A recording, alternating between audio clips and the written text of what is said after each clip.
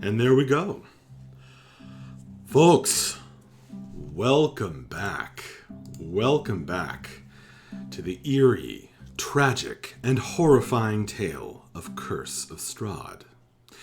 This is our third session. First of all, you may notice the red corruption tokens. This is a deck of tokens that denote corruption. This image was actually made by Monos, so thank you to Monos.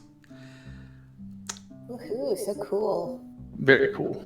Very Thank cool. you. Monos, I don't know if we're hearing your voice or if you're just not talking. Oh, I'm just not talking. Oh, okay. All right. Sorry. I'm doing a few things in the background right now, so. Sure. So this deck of corruption tokens will always be here, available on the screen.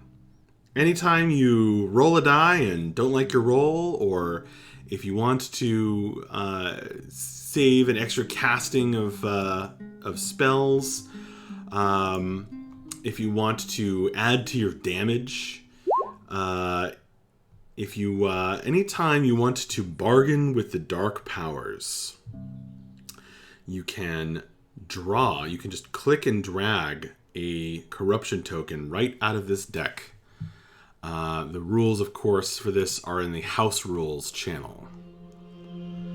But there it is. You can see that, or you should be able to see, that Vidata already has 2 corruption tokens. So there you go.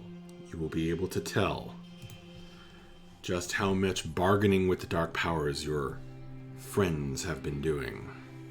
And he's speed running it. So now that we're level 3, we can get up to 9 corruption, correct? Yes, that is true. So much. That's so much to work with. And whoever's been marked by horror, their next corruption token will be doubled in value. So that's currently Mavs with the hanged one. Okay. Last time, you met up with the Vistani in their wagons in the deep, dark Svalich woods. You got gifts from the leader of that group. You came to the gates of Barovia, those crumbling gates where you found a corpse carrying a letter in a clenched fist that seems to have been written by the burgomaster of Barovia Village, mentioning the plight of his daughter. When you passed through Barovia Village, the Vistani did not want to stop, or rather they seemed to want to stop at the tavern, but hurried on. You passed by a somewhat creepy-looking old lady. Alina tried to buy dream pastries, but didn't quite get the chance. Mavs, your turtle companion, saw himself hung from the gallows a little past town at the crossroads, his neck all stretched out and wrinkly from his shell. That horrific experience, of course, as I mentioned, opens him up to corruption, doubling the first corruption he uses.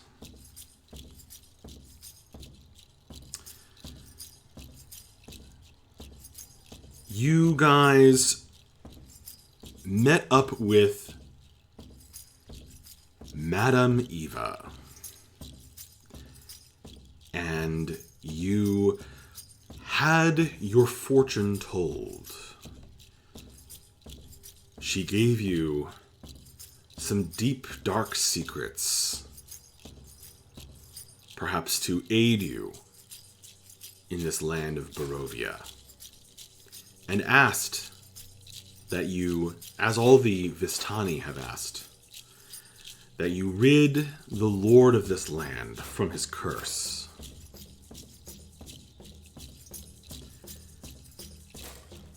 Although the implication of that is somewhat violent.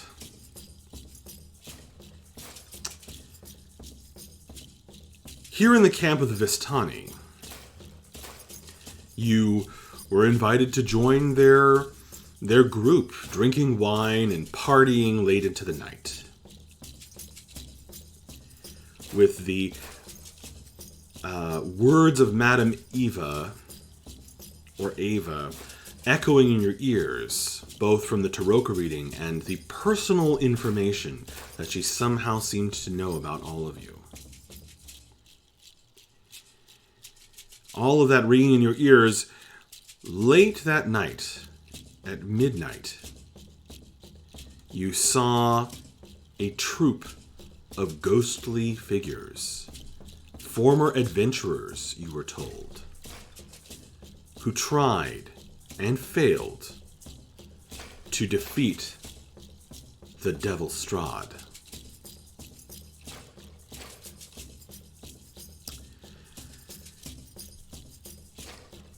You also, during the hangout period around the bonfire with the Vistani, discussed and took a vote and came to the conclusion that you wanted to go back to the village of Barovia and investigate the weeping sound that you heard there. So, now, unless there's something else you guys wanted to do that night, you are going to go to sleep somewhat disturbed by the troop of ghosts that marched up toward Castle Ravenloft from the cemetery just outside Barovia Village.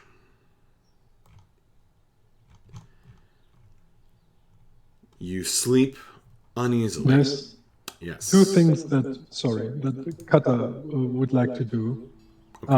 One of them is to ask Dahlia whether the positions of the cards in the Taroka reading have any significance. Oh, you gave me a warning that you were going to ask that question, and I did no research beforehand. That's fine. I can help you out.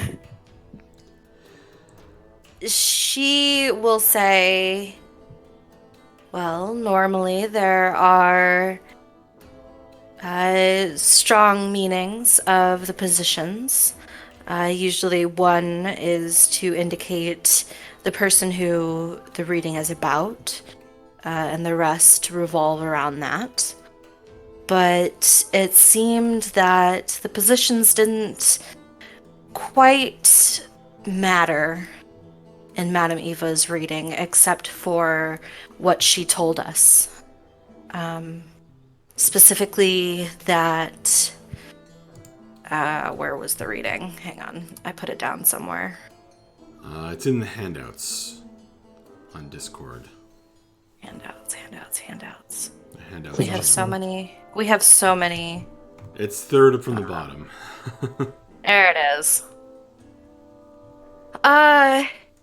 She'll say it all revolved around the meaning of each. One is our ally, one is our enemy.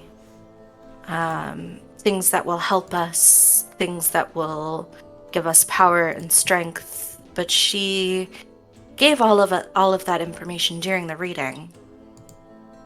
So nothing other than what she gave us. Is there something she drew from the common deck and from the high deck? Do you give that any significance in this instance? Well, I know. Oh, go ahead. Are you about to say something? I was going to give you some information. Yeah, please do. Because I'm bullshitting my way through this. Dahlia, you're doing an excellent job. Dahlia would know that. Let me see here. Dahlia would know that the high deck is composed of cards that when they appear, they are of special significance over the common deck. However, the way that Dahlia does her reading is she uses one deck, a single large deck of all the cards. And Madame Eva seemed to have a special method that she was using, where she split the deck into two decks.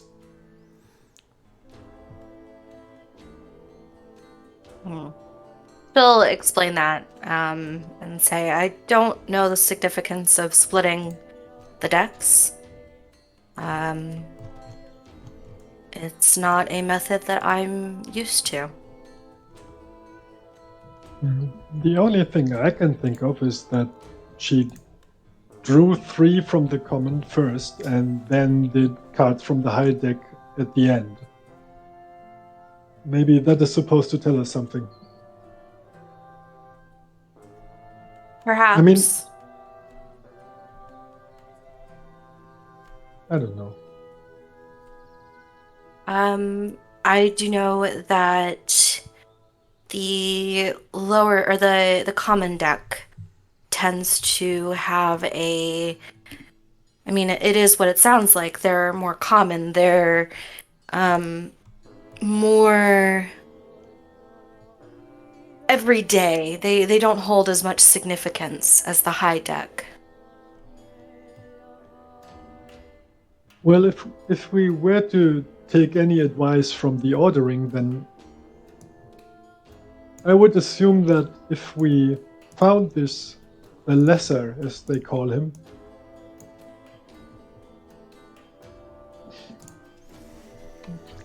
something tells me that the later we find this person and associate with them, the safer they are, and the stronger we are to protect them, hopefully, by that time. Is that something that you would read into this, that we should approach this person later even if we know who they are beforehand? Who specifically are you talking about? The executioner. Seek out the brother of the Devil's Bride. They call him the Lesser, but he has a powerful soul. I mean, if this is an ally that we're supposed to find, then it does make sense to find them sooner rather than later. I was not certain about exactly that. It's possible, but it might also set things into motion that we might avoid for a while otherwise, if that makes sense. Yes, perhaps. I could do some of my own readings, if you give me some time, and learn a little bit more about these individuals that were called out in our reading. And she'll touch her necklace that she was given as a gift, and will say, I believe this will help me quite a great deal in doing that. I think that the first place to start is that we should probably get a name for the executioner. If we know who he is, then perhaps we can find him better.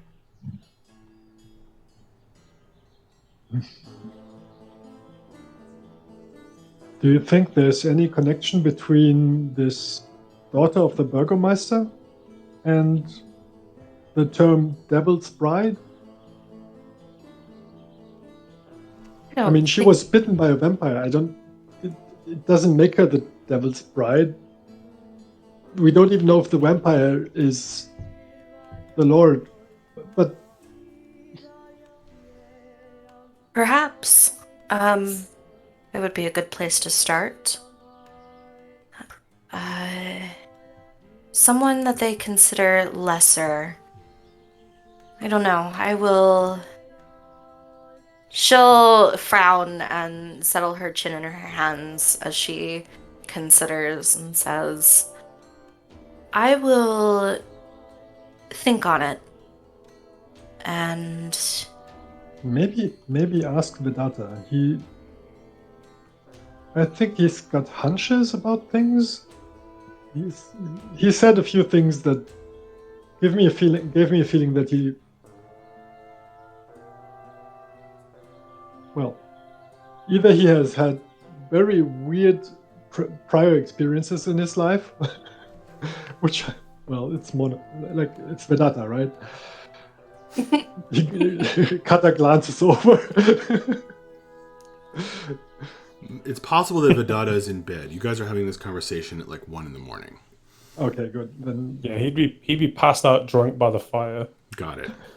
Since he didn't find his Vistani who stole his hair. That guy did not. He was not here. well, this is all things that we should take to him in the morning, I believe. good. To the whole group, in fact. I believe that we should approach each of these carefully, but intentionally. Mm. Rather than stumble upon them or just ignore them. Speaking of careful and intentional, I'm afraid I'll have to work for the night. I mean, I did get some sleep in the cart, but if I want to be ready to set out tomorrow in the morning, I better get started now. All right, well then I will leave you for the night. And she will stand and give him a little parting nod and go to settle in her sleeping bag. All right. Guys, I think they deserve refreshed inspiration, don't you? We're not using it anyway so far. Well, if you had used it, it would be refreshed. Aw, thanks. Kata's journals alone, like miles and mounds of inspiration. Your journal is incredible. It's really something. Yeah, but I gotta tone it down. Like, it's taking up all my free time currently, and I enjoy doing this, but it's not sustainable. Well, we love what we've gotten so far. But they're really good. Okay.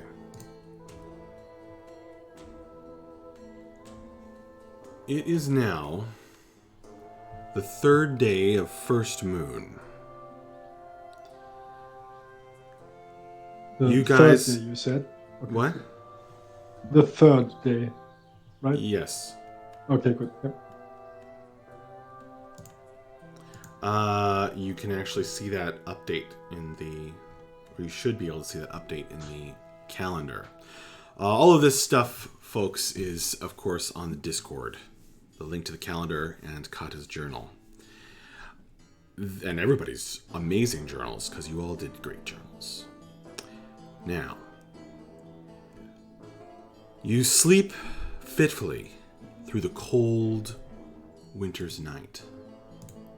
And the next day, when it dawns, is dark and gloomy. Clouds blowing past the sun slowly, and thick, ever-present mist swirling up from the river and filling the camp. This does nothing to dampen the Vistani's enthusiasm for breakfast, as they start frying up some breakfast sausages and other good things that kind of give you that same feeling of a pleasant bubble of joy and happiness in life in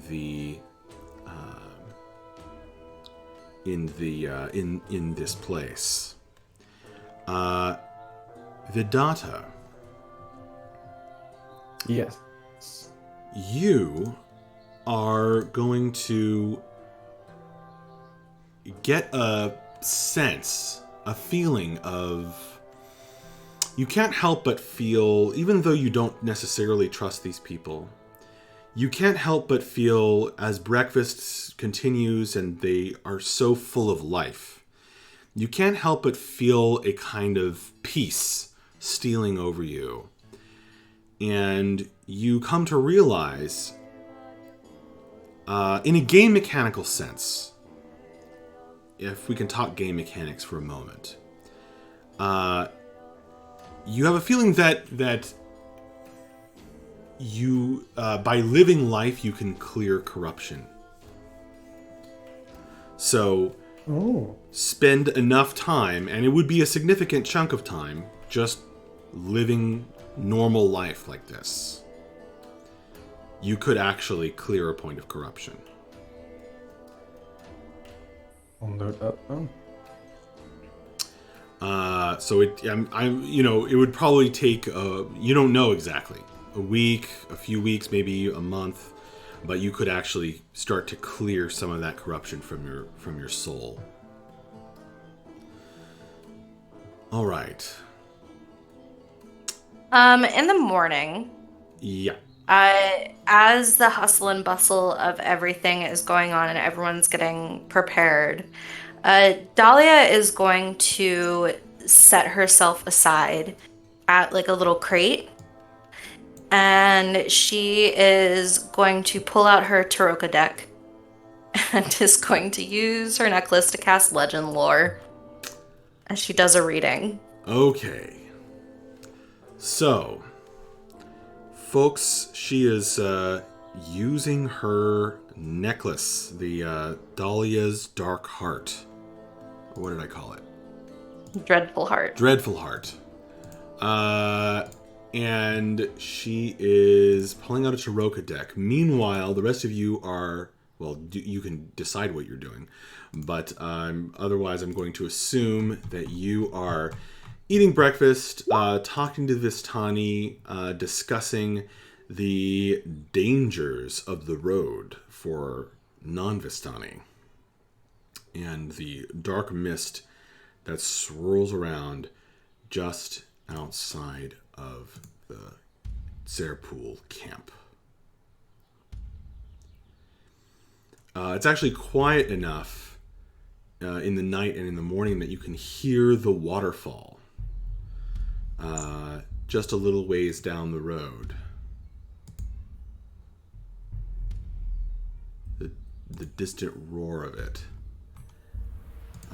And that is what is filling your ears as you start activating your item and laying out the cards. I think Legend Lore takes 10 minutes to cast.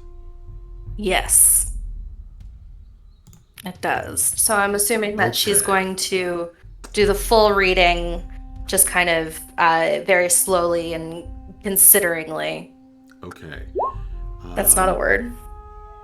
It is now. Is it? Yeah. It is now. Okay, I'm trying. Roll20 is being silly and not letting me shuffle this deck. Can you shuffle that Taroka deck, or do you not have that power? I only can draw. Okay, I will shuffle it. Roll20. Why are you doing this to me? We love it. It's a little too helpful. Okay. There. Okay, it's shuffled. Now, you cast the spell. And as you do this, shuffling the cards and laying them out and drawing them back together and shuffling them again, you are going to feel a funny feeling in the pit of your stomach. Your heart begins to pound. You feel shivery all over. And anyone observing, well, really, most of you can see this. Observing Dahlia, you can see through the mist where she sits on the rock, her body twist and writhe and shiver and shudder.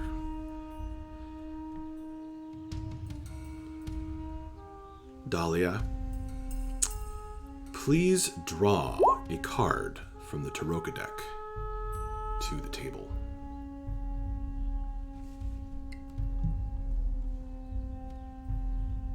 You drew it to your hand. Can you put it on the table? You can actually click and drag from the top of the deck next time.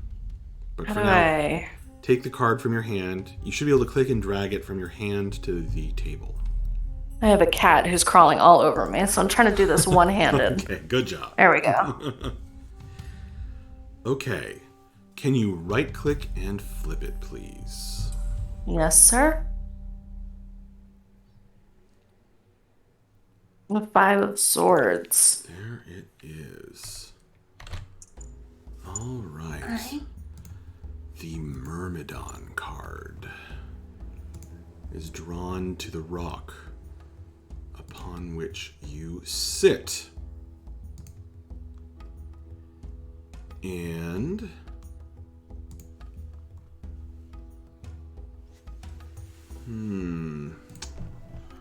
I am prepared with this. It's just not popping up. That's okay. Come on.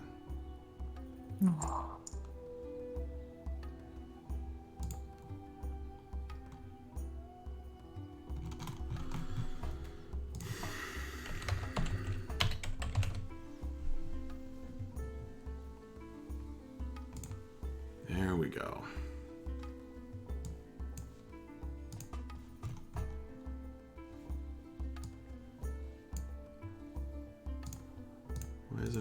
Why isn't it popping up? That's really strange, but oh, it's because I already have it open. Okay. That would be why. All right. You drew the 5 of Swords. Yes, sir. Dahlia, which of your 3 adoptive mothers' voices emerges from Dahlia's mouth? Oh.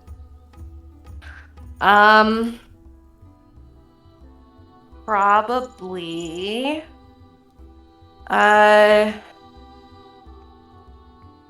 Lachesis. Okay. And you were doing this on Strahd von Zarovich, right? Yes. No. She actually, because of her conversation with Kata, she is going to, because it says that you can describe a person, place, or object. So she is going to describe in her mind, as she's pulling these cards, the lesser brother, the brother of the Devil's Bride, to see if she can learn anything about him. Well, that couldn't have been more perfect. I swear, I'm not superstitious about anything except, like, tarot cards. This is a little eerie. Ha. Whose voice was it? Lachesis. Lachesis' voice, the voice of a hag, emerges from Dahlia.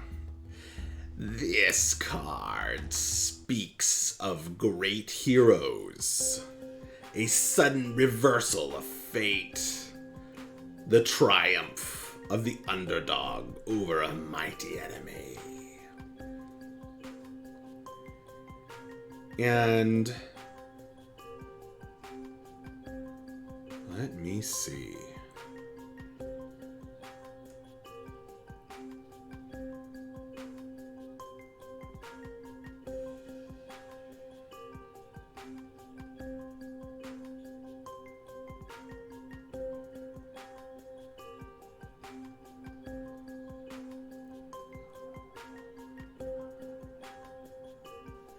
His father dead.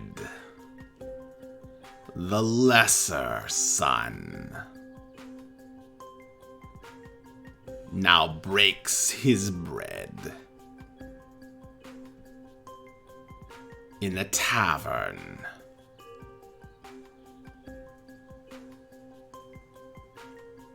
Where vines make blood. Oh. His sister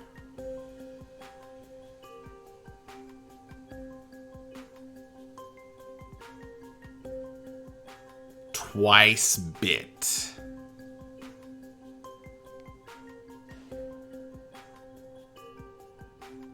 Now fears and weeps and tries to fight it.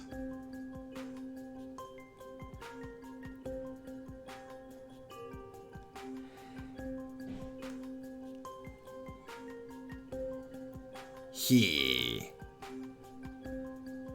is brave.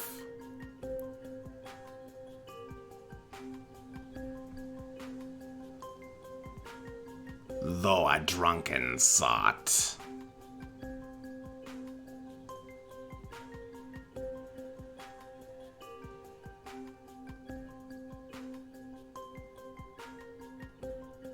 No knave is he.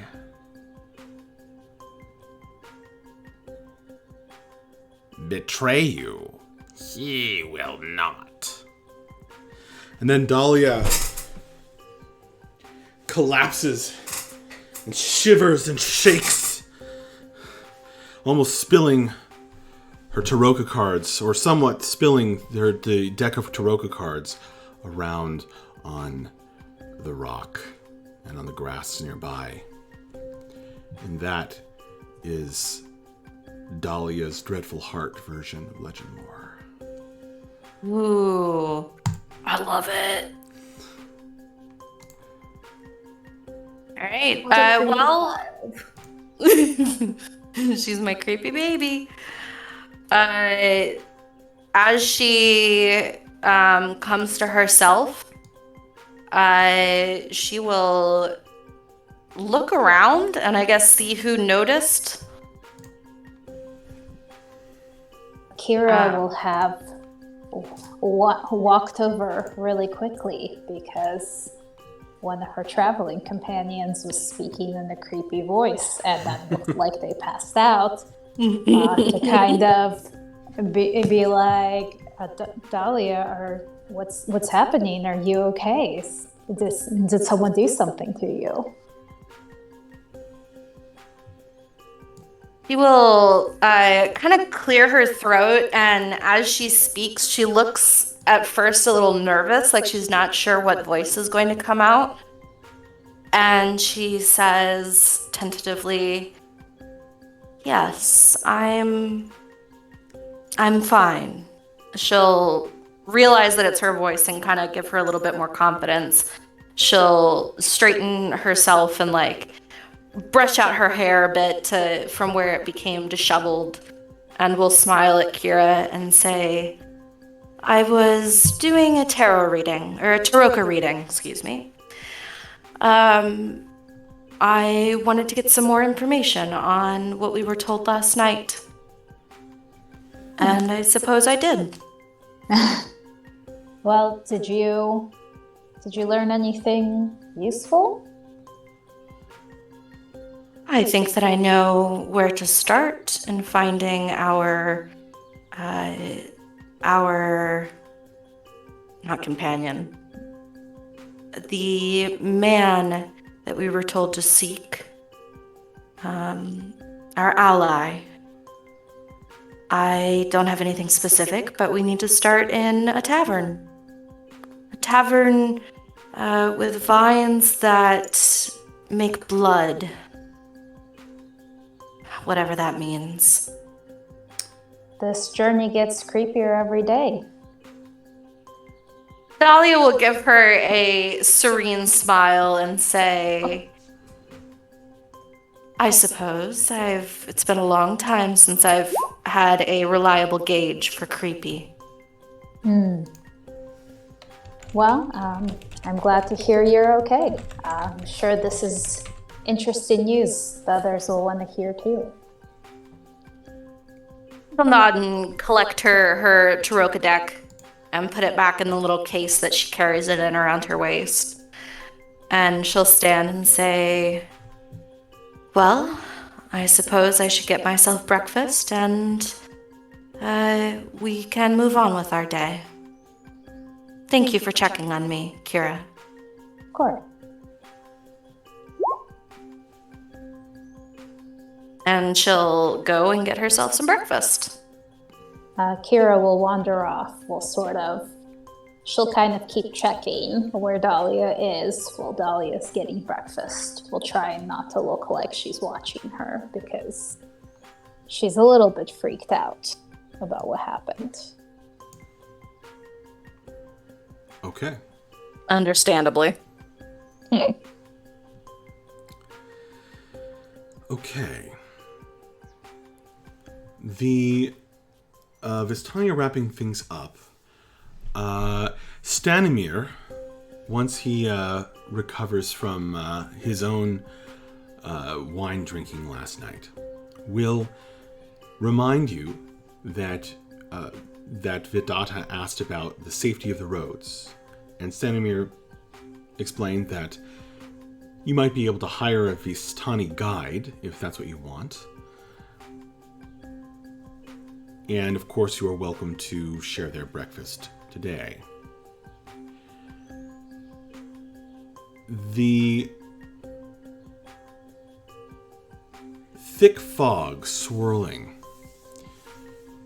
Madame Eva pokes her head a little bit out of her tent, and one of the Vistani children, the one who told Alina that she would think about the servants of Strahd, brings Madame Eva a plate of food. Was it Alina, or was it perhaps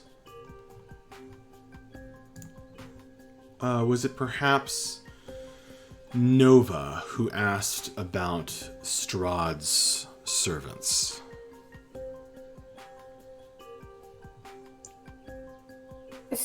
I think Nova was specifically asking about like his relationships. Yes, is how his she found out about relationships. Titania. So not the servants, but like his. So she knows about Titania. She found out about Tatiana. Yes, Tatiana. Tatiana. Yeah. I think the word that she used was his court, his advisors, the people he surrounds himself with. Right. Yeah, I think that was Alina. That was Alina. Okay. All right. Well, the player of Alina can't join us today, but you will be able to overhear the girl come up and tug on Alina's sleeve and whisper, "I thought of one. There's a scary elf named Rahadin who goes around, and whenever he's nearby, you can hear screams of people he's killed. It's a good story, but it's also true. And he works for Strahd." And Alina will nod and look a little alarmed and give her a bit of her own breakfast. While that's all happening, I'm going to need everyone to make a perception roll. You guys are at this point packing up, I assume. Ooh. I'm gonna roll that at disadvantage because I think Kata is sleeping in. Oh yeah, Kira, look at that. Thank God for Kira. Going on. Well, her whole class is built around insight and perception, so. Okay.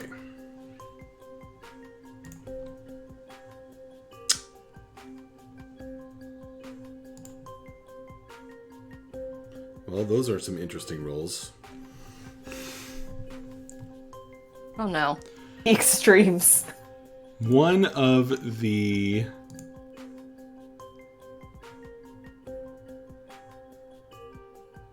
Vistani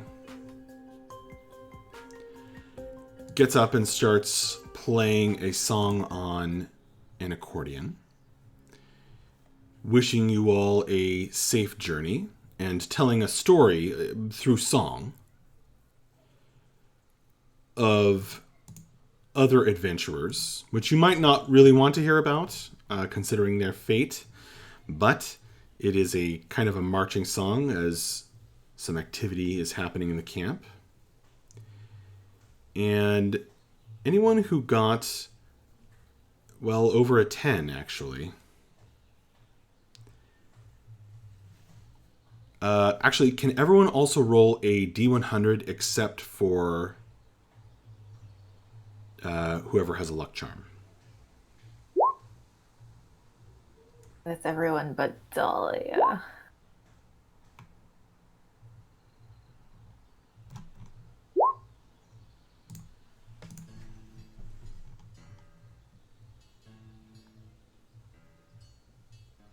Okay. Just as I suspected. Okay.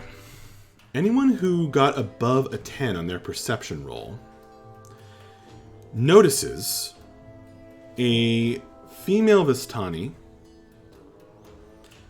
come up behind Kata, who's somewhat distracted by all these goings-on, and reach out in the attempt to cut off a tuft of feathers from his back, where it pokes through his armor.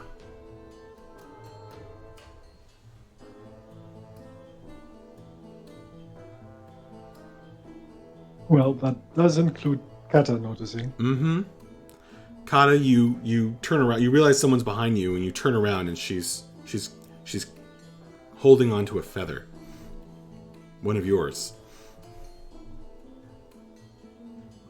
Well, Kata will extend his left hand.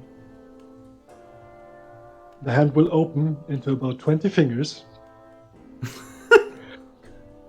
In the middle, there's a big hole that seems to glow. And he's gonna take the feather back. Okay. She yells as you do this.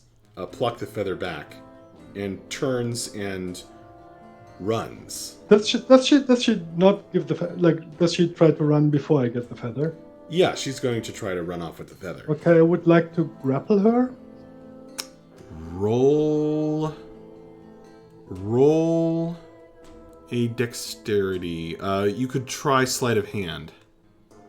I would You like have to that grapple skill. her with strength. This is mostly about quickness. Could I use acrobatics when it's about Sure. getting in her way? Okay. You're gonna dive off of your seat, your log that you're sitting on near the fire. Well, I didn't get to describe what Kata was up to this night, but I'm sorry. Did you want the chance to do that? Is that important at the moment? it might give flavor, but we can do that later. It's okay. Okay. Nat 20. And that's a natural 20. So Kata's theme song plays, and Yes. Kata, you, with your many fingers, it's like, boop, boop, boop, boop, boop, boop. Just grab the finger back from this lady, who runs. The other Vistani pause in what they're doing and look alarmed as she takes off and runs away.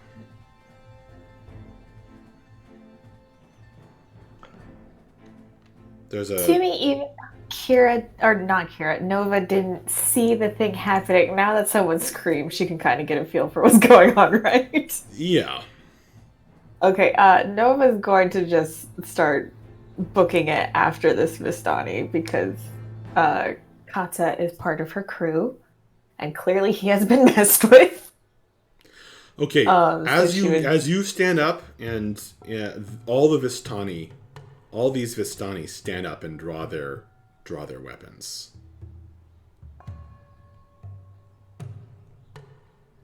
And Stanimir rises up, and some glowing runes form around his fingers. They don't want you to impede this lady. It's clear. And Stanimir says, "Easy there, partner. No harm was meant." Kata turns around to where Stanimir is, and the metal feathers that cover his head slide away so that his actual black feathers are visible again. Now, what happened here? What happened? What's wrong? Why is everybody freaking out all of a sudden? What does she want with my feathers, and why is she running off? I have no idea, but we don't...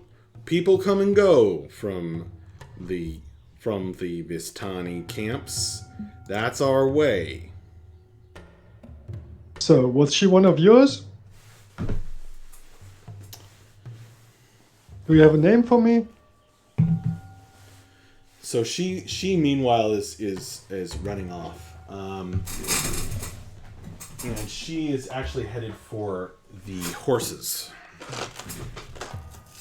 Well, I had Kata sleeping near the water because he was doing stuff there.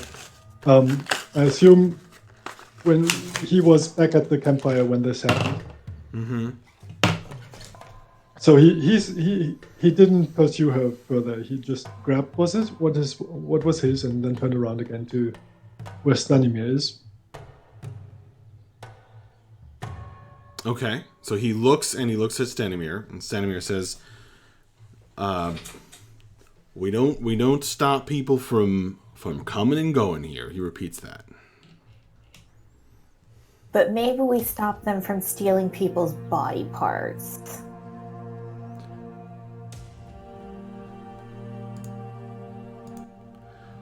Well, that's not very nice, I admit. I think there might have been some kind of misunderstanding. And Madame Eva pokes her head out from the tent while this is all going on. Or we'll say it's this lady. Right here. Heads to one of these horses and jumps on top of it. Madame Eva says, "Is everything all right?"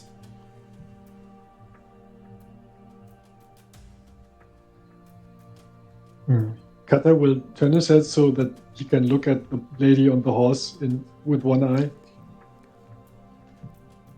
And then turns further so he can direct his voice more towards her. "Is everything all right with you?" I'm fine, just eating my breakfast. No, he was talking to the lady on the horse, like the one that stole the feather and that he's scared of. Okay. Stanimir says to you, So the one on the horse doesn't that realize is she's that is Delina.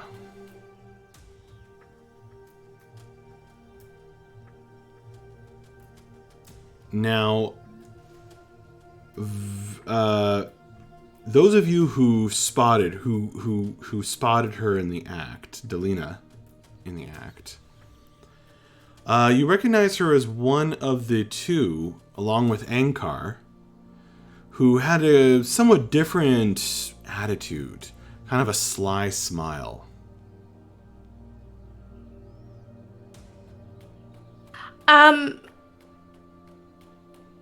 Dahlia will stand and she will approach Delina as she's getting on the horse. Purposefully, but not like aggressively, with her hands kind of out to let her know I mean no harm. Okay. And she will kind of glance back to make sure that no one else is looking. And she'll lean in and say, "Why are you stealing pieces of my friends?" Dahlia, you don't need a perception or insight check to tell that Delina is crying. She is visibly upset, and she's shaking with fear. She leans down over the horse and she says, "Please, can I just have one piece?" Dahlia will hold her hand out and say, "I will trade you a piece of me for a piece of my friend back." Done. All right, Dahlia will wait for her to put the... Did Kata get the feather back? Yes. He did. Yes, he did. Quite spectacularly. But they still have a piece of Adada, like a piece of his hair, right? Yeah, but that is probably not on that lady, but on her friend, if at all, ever. Still, whatever. Give me what you took from Vidata, and you can have a piece of me. The other Vistani are looking over. They look pissed off, but not at you. They seem upset that their hospitality has been thrown into question. And in fact, those of you who are still by the fire can hear them muttering about this. That Delina has broken their laws of hospitality.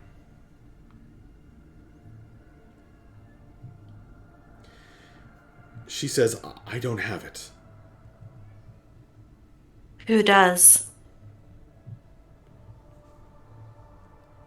She says, she kicks the horse, and it starts trotting off with her. Dahlia will grab the horse's mane. Okay, roll a grapple check against the horse. Sleight of hand? Sleight of that what I hand roll? For what? I think you're trying to turn. It would be handle animal, actually. Oh. Okay.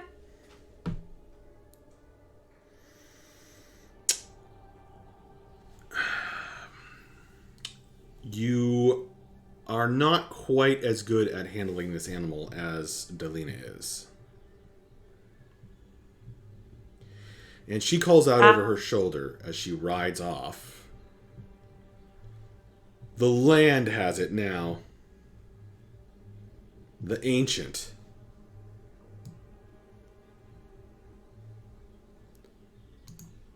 Stanimir is still standing there with magic, kind of glowing runes sparking over his fingers, and he says,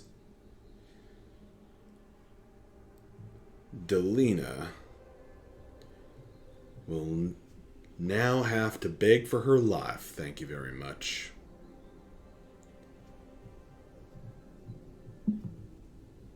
And he sits down grumpily.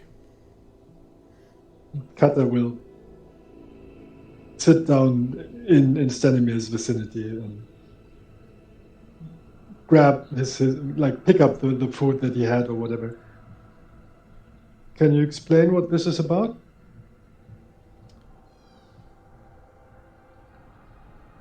Stanimir kicks the fire in answer, turning over one of the logs.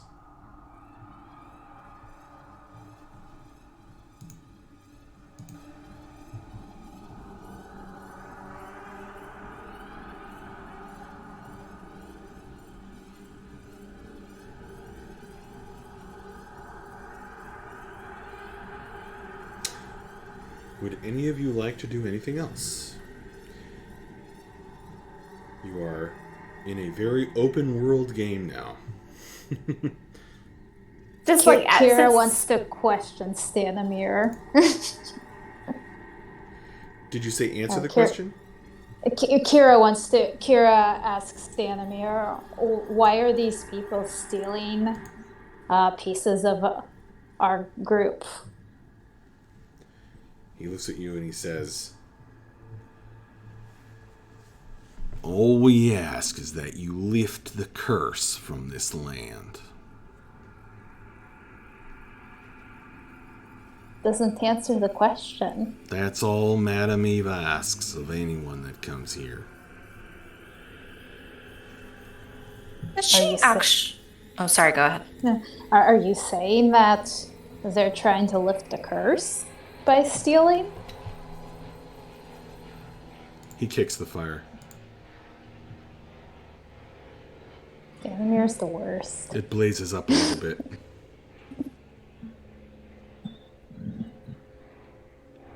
Okay. He calls his son and daughter over and tells them to start getting the wagons ready.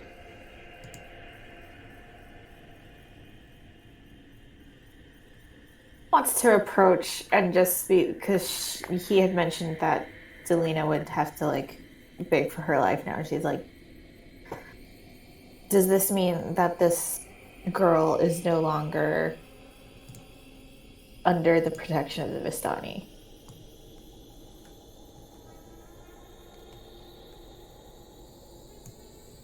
You're asking whom? Stanimir.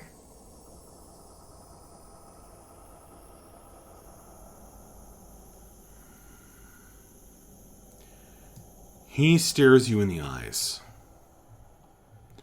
And beneath his half-smiling, half-grumpy face, you see a deep fear behind his eyes.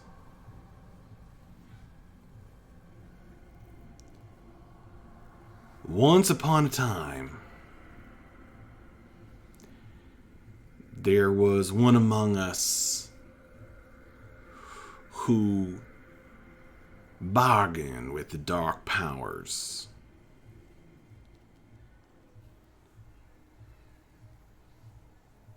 They were a fine, roustabout sort, good-intentioned, helpful to all in the family. A good person who just wanted to help some more.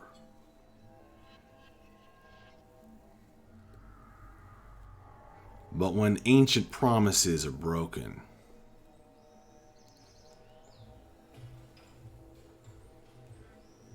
sometimes there are unforeseen consequences. And upon the road, they came to an unfortunate end. That's the only story I have for you right now. Well, I hope you understand that I am one of those consequences on the road. Thank you. And she'll leave. How very intimidating. We'll punch him. No, he has still extended hospitality. Nova won't punch him, but she will probably stab, we meet the girl again. She'll stab her. Okay. All right. Well, So thank you for the explanation, and thank you for your hospitality, and I hope we'll meet again under fair weathers. Indeed. enjoy the wine and sausages. They actually bring they bring a wineskin and a pack of the sausages that you're eating, a string of them, and give them to whoever wants to carry it. Maybe Mavs.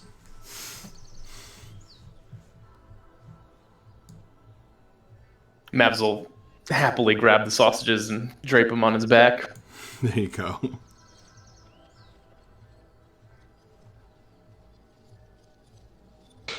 The perfect defense against wolves. You can. Uh-oh, I'm going to be the first target next. So, there you guys are in this little island of life, surrounded by the thick, creeping fog of Barovia. What do you want to do? Where do you want to go? It's still the morning. Want to head back. We were pretty agreed before we went to bed that we wanted to go back to the town of Barovia because we wanted to talk to the burgomaster, sleuth out any clues, talk, see if anyone had information about the drowned village, etc. Right on. Yep. Yeah, agreed. I'd like to describe a few things that happened in the last night. Kata got a bit drunk, and he had asked the Vestani for tools, and they were like, yeah, in the morning, and he was like, nope. So he went away from the camp, and he built a little something near the water and was working on something all night. And Was it relaxing work? Was it relaxing work, or was it strenuous? Was he actually accomplishing something significant? He was... Well, he slept in because he worked until the sun came up, basically. So he didn't have good sleep in this night, definitely not. And he probably almost killed himself twice in the meantime. Okay. All right, so I guess he needs to make a Constitution saving throw, but when you're ready, go ahead. I mean, he did have some rest in the cart before, so Okay. I can do a Constitution saving throw if you want me to. Go for it. Could have been better. Okay, he's fine. But if you like find the spot where he's been working, there's like he felled a tree and built things, and then he built things on things, and then he built things that built things to build things to build things. My goodness. And there's like this little sequence of different tools that are basically fallen apart because they were made from like stuff that was lying around, and you can kind of like guess that there was like a fire at some point and something that created steam, and the steam was going through a pipe, and then there was something that turned and something that hammered and that kind of stuff. There's actually his crossbow is like sitting with the business end to the bottom above the hammer that he used as an anvil. So he basically used the automatic crossbow to hammer things. Okay. So stuff happened last night, and the suit of armor he's wearing is not the same that he had on last night. It looks different now. Very nice. So there's like on that workbench there's something that cuts leather into ribbons, and then there's like something that turns and that creates that you use to make rope. I don't know what the English word for that is. Sorry, but like. You have these ropes are twisted and torn. You have like these machines that actually like do the knotting that create a rope. Like a sewing machine? It's not a loom. For weaving. It's not for weaving. It's like for creating rope. It is. Oh, okay, yeah, rope twisting thing. Like a spindle or something like that. I'm sure there's a word for it. You get the idea. Basically, there's more than like one rope going in, and then there's something that turns, and on the other end they come. They're all twisted together in something that is stronger and bigger, basically. So stuff like that. And the armor that he was wearing beforehand was a half-finished coat of scale mail. So he had like this torso thing, and a bit of a skirt, and you now the armor itself is kind of gone. There's like these twisting ropes of leather that constrict around him in weird ways. There's pieces of wood worked into that. There seem to be joints of wood surrounded by leather that actually seem to move quite nicely, and the scales seem to somehow sit between that, partly joined with the feathers that make up his normal body, and partially over the leather and the wooden parts. And he seems to be able to like grow this over his head and back again if he needs to, and over his feet. Interesting. Because he did that just because everybody was looking, and he did that. And he seemed, well, his left hand was strange before it's still strange. So there you have it. Got it. That's so cool. Yeah, that's super cool. So you can see why somebody might want to take one of his feathers. He's That's definitely weird. not normal. Got it. Okay. So, unless somebody else wants to speak up, I guess you guys pack up your stuff and get on the road. Yeah. Kata will approach Kira and hand her his crossbow. Basically, like, just, I don't need it anymore. Maybe you can make better use of it.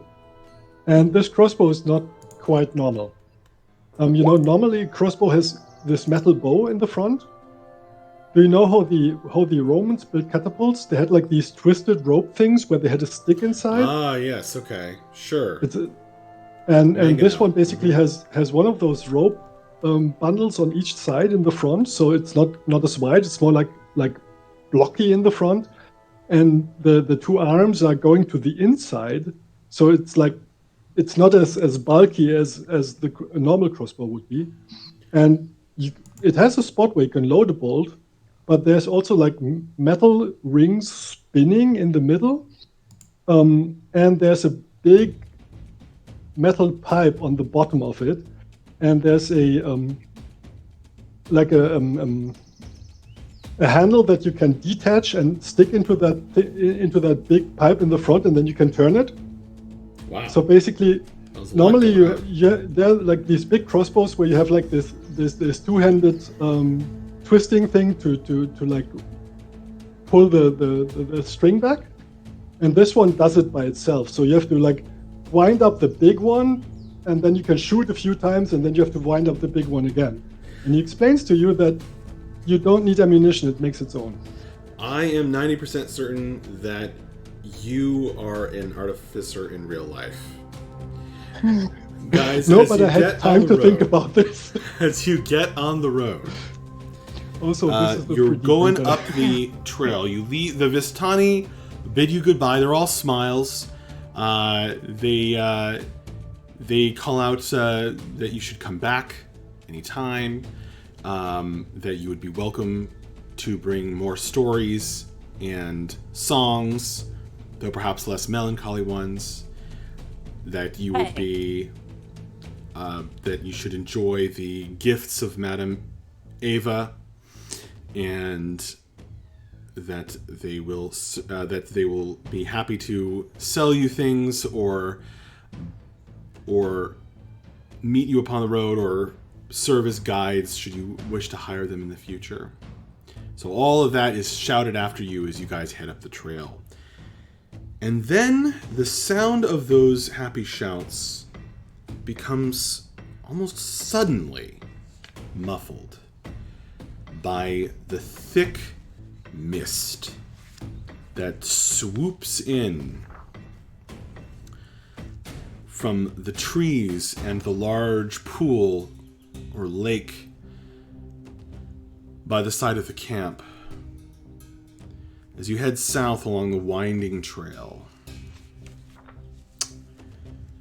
you guys are strapped in with your traveling packs. You are somewhat experienced adventurers after all. And you head along the trail, climbing up back into the thick Svalich woods. Kira wants to sidle up to Kata and say thanks for the crossbow. She looks very impressed, a little confused. She's not quite sure she trusts his motive, but she does like some weaponry.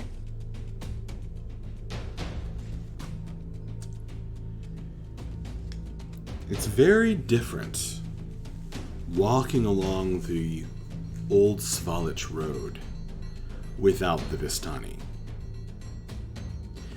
There's no bubble of light, laughter, music, and safety. Just the oppressive, crawling, grasping fingers of the trees, looming and twisting out of the ever-swirling mist. Visibility is, of course, limited. And you have this sense, as there are the occasional noises in the woods, that there are things that you can't see stalking.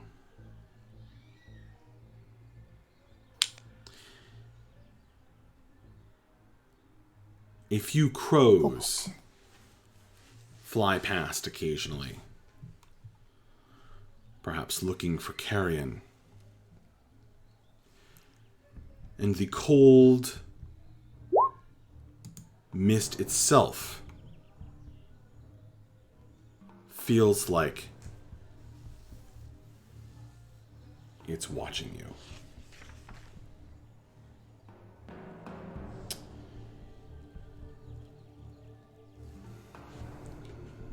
You get all the way up the trail and up into the forest proper. Up here. Where the more old paving starts. The broken cobblestones occasionally of the road mixing with the pool and the packed dirt. The pools and the packed dirt. And as you're reaching that point,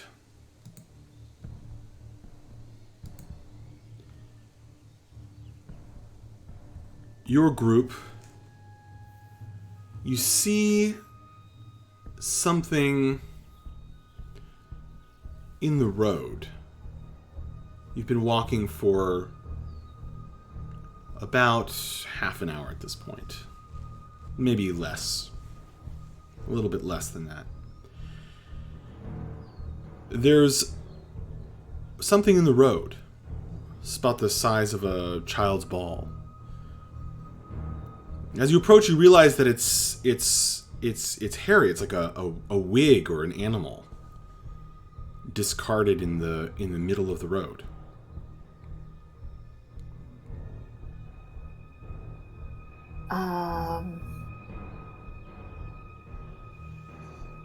I think Nova would probably like wave her hand to like get people to slow down and then kind of take the lead to go check out what that is, because we've encountered enough creepy things that like everything is dangerous. So I think she'd try and, just kind of take point, check it out before anyone else gets like exploded or something. Okay. Do the rest of Talia you... Yeah, go ahead. will follow rather close behind, and once they get about 30 feet from it, she will cast Mage Hand. Just to like move it around to make sure it's not a trap. As you get to within 30 feet, you realize that this wig is on top of something. It's actually the head of a mannequin. Like a white skinned mannequin facing away from you guys. You try to cast Mage Hand and realize that it's heavier than 5 pounds. Take the wig. The wig is attached to the mannequin's Oh, head. so it's not like on top of. It's like Is white, it just like white as porcelain kind of mannequin head. It's not. Yeah, it's like just part the of it. head or like full mannequin. Are you approaching with Dahlia and Nova? Usually, Talia will hesitate and let Nova go. Kata tries to stay somewhat close to Nova, just basically based on marching order or something like that. Okay. No problem. If we got this close, he would probably, and like if everybody came into a halt, he would start picking up tools and like basically crank up his thermometer and cast the ritual version of detect magic. Okay, so he starts casting the ritual version of detect magic. This is usually what he does in such a situation. Yes. Okay, so that's going to take 10 minutes. So he starts doing that. So Kata pauses in the road, on the trail, and starts working his mechanical version of casting the spell. The ritual version of the spell. Dahlia and, or at least Nova, approach is closer. Leah's gonna let her take care of this. She's gonna see that it's too heavy to mess with Mage Hand. She's good. She's gonna hang back. Nova, you step around the thing and you realize that you recognize this face. Ooh. It's not a mannequin with a wig. It's a severed head set on the road, facing away from the way you were coming. It's just been so drained of blood that it's as pale as porcelain. And you recognize the face as Delina.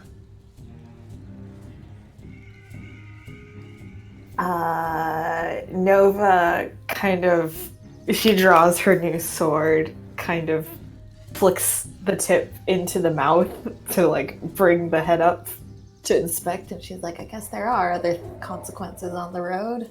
The head falls over in the dirt where it has been set. There is no blood stain. But it's immediately obvious from the bottom of it that it's not a clean cut. It was twisted and torn. And you can actually see the indentations of fingers around the head. And this has been only about 45 minutes, an hour since we saw her? Yeah. Someone I mean, Nova has, she doesn't care. She's just going to pick up the head and she's like, something in here works really fast. It's Dahlia cold will- to the touch. Oh. Dahlia will approach and inspect the head, and she will reach out to open the mouth to see if there's anything in the mouth.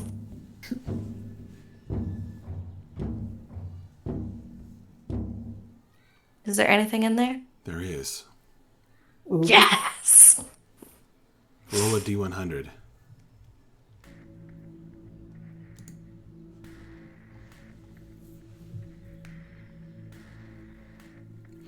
$55.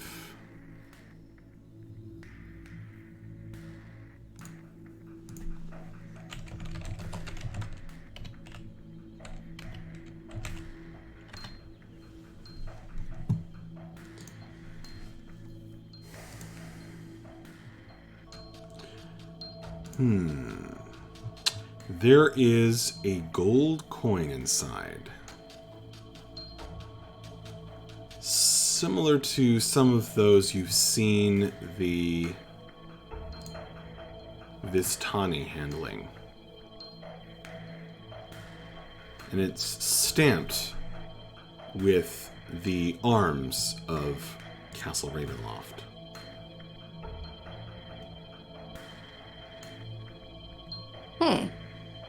She will pluck it out of the dead woman's mouth. Okay. And will show it to Nova with a raised eyebrow. The fee to cross into death or something else, do you think? I mean, they seemed very concerned that she had broken their customs, so it seems like that's not just their thing, it's his thing?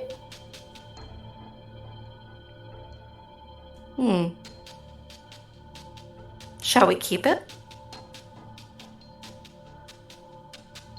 We won't keep her, though. We won't keep her, though. Oh, of course not. Things like that tend to rot. This one will, though. It's got... She kind of like, she's handling it with both hands, like, pretty casually. She's like, there's no blood and it's cold already. I don't think there's much time, or... There's nothing to rot when all the liquid's gone. Meat rots just the same. It takes longer when it's dried out. Is it like mummified dried out or just... Not mummified dried out. It's just absolutely pale. And there's not a drop of blood anywhere. But there is, as you look up and around, something else a little bit farther down the road. Is it a body? It's another head. Is it The horse's head. Ooh.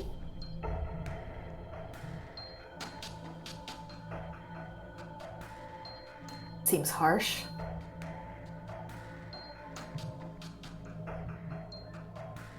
I think Nova's like literally just going to set this head off on the side of the road. Like, if anyone else wants to give this person a better burial, they can. Nova doesn't care. She's gonna go head off to check out the horse head instead. Head off. The horse's head has not been drained of blood, but has also been torn off, and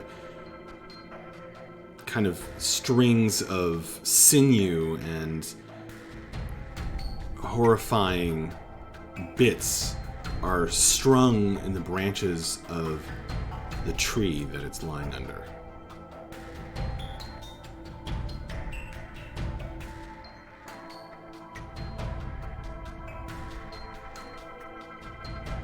So in the horse's case, there's actually like signs of the rest of the body, whereas like we've only found Delena's head.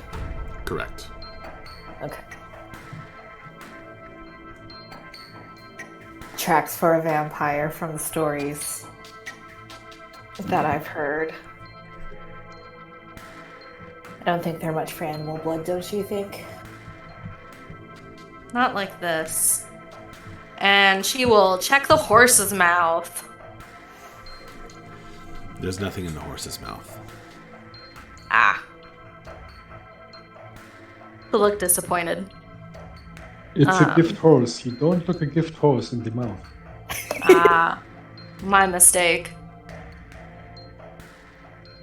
She will shrug and say, I wish I had been able to give them a piece of myself, not to save them, but I'm interested to see what they would have done with it. If we're going to find out, we'll find out through Vedata. Sooner or later. Yes.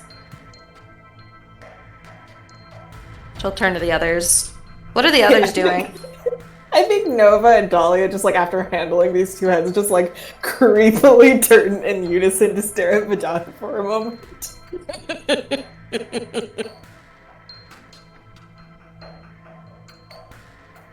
I mean, Vidata's still recovering from his like hangover slightly, so he's just like sitting in almost like just standing there, leaning against his staff with his head on the ground almost. he's not really super paying attention. Okay. Would you guys like to continue your journey? Kata will probably put away his instruments after a while. But yes, Does detect magic go off? It can. If you want to. Yeah, take the Dahlia 14 will minutes. bring the coin to Kata. And Kata we'll is say, probably gonna follow after them. Basically, like he has tools out and is like waving them around, looking through a lens and switching things around on it. It kind of like there's little sparks and stuff on it at times when he does that. So something's wrong with that thing. Okay, so he doesn't complete the casting. I think we've spent like not that much time, and given that the ladies just start picking up stuff, he basically then puts the tools away. He would have had time to complete it if you want. Well, then I would like to, yes. Okay, the coin is magical. It pings on your radar.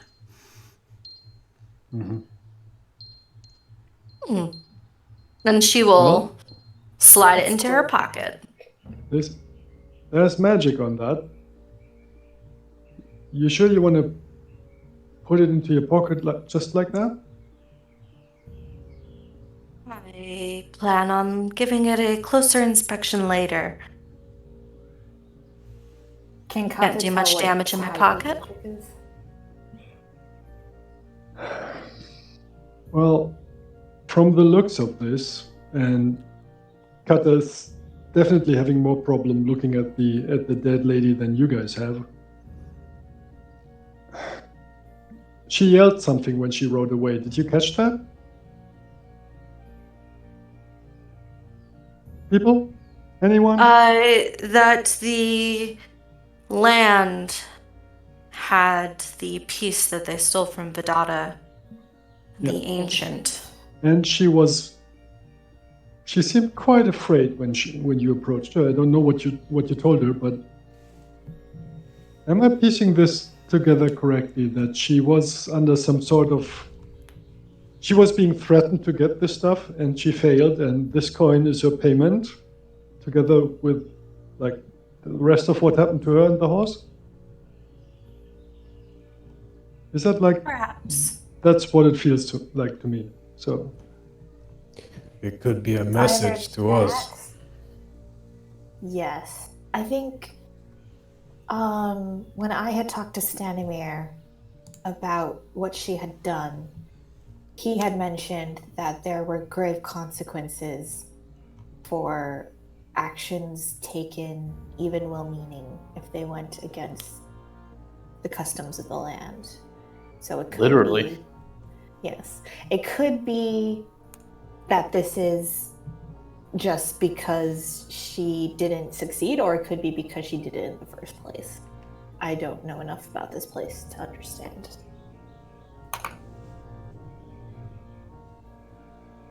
Yeah. We can't rule out either at this point, I think. Find out if we ever run into whoever stole Vidata's hair. Angkor? Angkor. Okay, yeah. The Vistani were very carefree until they had spoken of her leaving them, and the mood was the first time that Mavs noticed that their mood had shifted so drastically. So there must be some consequence. I mean, she did lose all her blood and her head, so seems pretty consequential.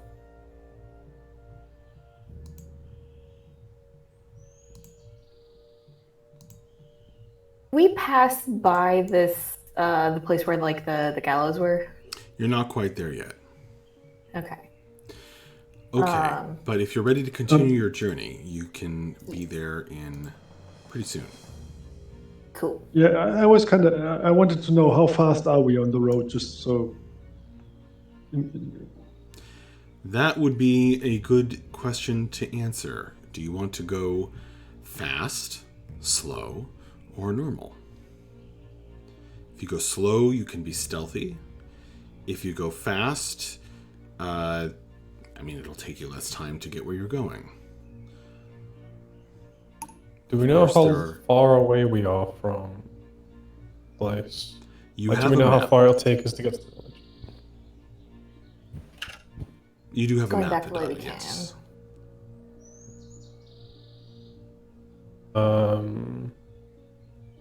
Like how far could we get in an hour? In 1 hour if we were walking fast? Fast, I think, is 4 or 5 miles an hour. Mm-hmm. The dog will kind of say to everyone, "We should move quickly. I can hide our tracks easily. No one will be able to follow us." And he kind of takes a deep breath and closes his eyes for a moment. You see some stars surround him as he waves his hand over the party. And each of your feet are surrounded in this mist for a moment. It then coalesces as your feet basically begin to twinkle with light. And I cast Pass Without Trace. That's good, because Nova has shit stealth. Nova is wearing like genuine like chainmail. She is not good at being subtle. Thank you, Vidata. Very nice. So we can sprint and not leave tracks. Very nice. Let me think. I think in that case, let's go quick. Okay. There will still be the consequence when you go fast of you'll have less time to react if you happen upon something in the road, especially with the short visibility in the fog. But if anything's trying to follow you, that's nigh on impossible with Pass Without Trace. And that lasts how long? An hour. So Vidata is Well, as long as I'm concentrating for up to an hour on that. So you guys begin hiking up the trail along the road. You circle into the woods. You lose sight of the Ser pool. And deep in the forest, you are coming upon the crossroads. Whoops. Boy, that is really easy to do. No!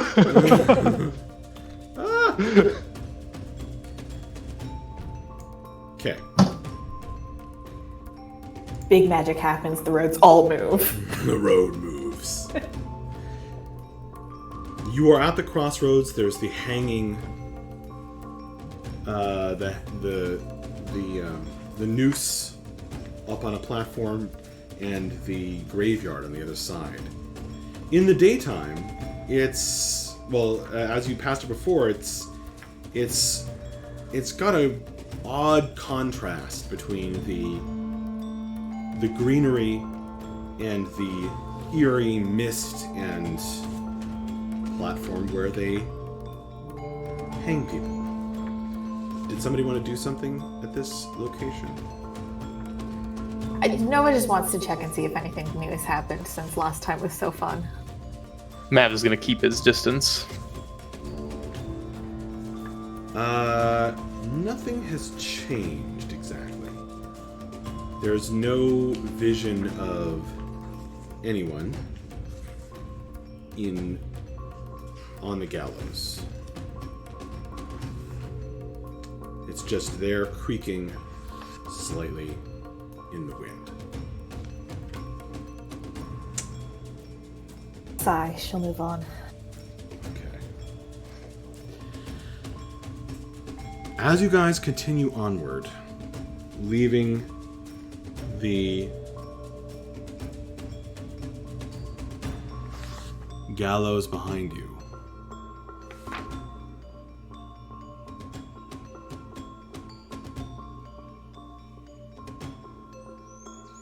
everyone roll a D100, please. Including me? Including you. Ooh, we pairsies.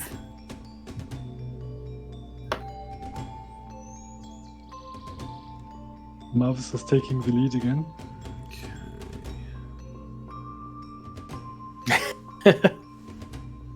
My D100 rolls are on point.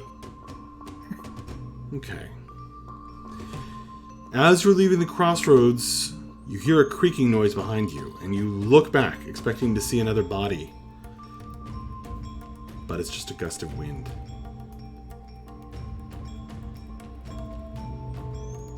That almost looks disappointed. As you continue your journey, you'll pass through the eerie Svalich woods, farther and farther, occasionally spotting the clear, cold-looking Ivlis River, and passing by the bridge that you begin walking over. It's just a little bit creepy as you guys are leaving footprints. After you move about 15 feet past that, your footprints fade away as though brushed by an invisible hand.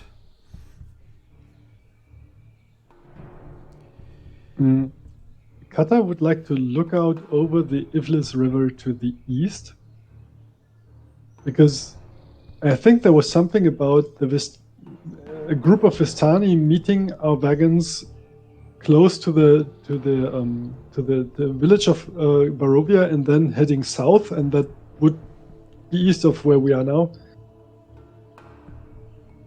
You're looking along the river to the east. Is that what you're saying? Yeah, when we're near the bridge, I would like just basically try to look, I don't know. How do I ping? You want to look in this that direction. Well, it's hard to see very far in the thick mist. But you see some wagon tracks in the mud. No way to tell if they were coming or going.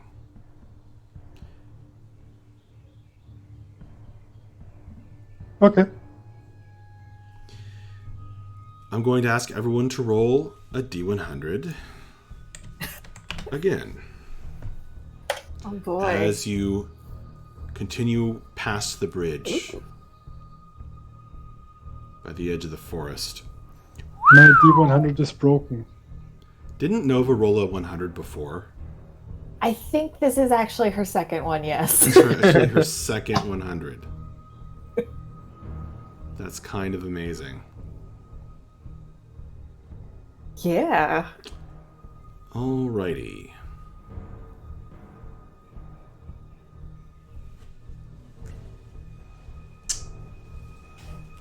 Okay. Nova, can you roll a D12 plus a D8? 12 and a D8.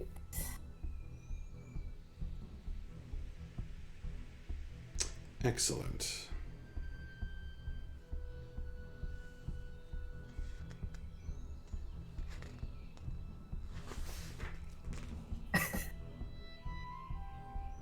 Okay.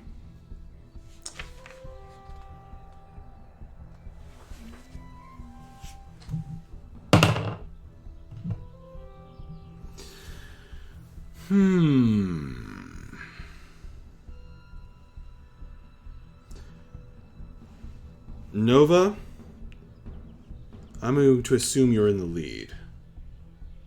Yeah, she would have taken the lead. Sword out. Very, ready for whatever comes, even if, the fogs. As you guys pass through the fog, Nova, you startle a wild-looking figure, caked in so much gray mud, you can't tell whether it's a man or a woman. She leaps up from the cold gray mud and turns and runs. She's on the western side of the path. She runs, or she or he, you can't tell, runs north, clutching a crude stone axe, a piece of flint tied with rope to the end of a stick.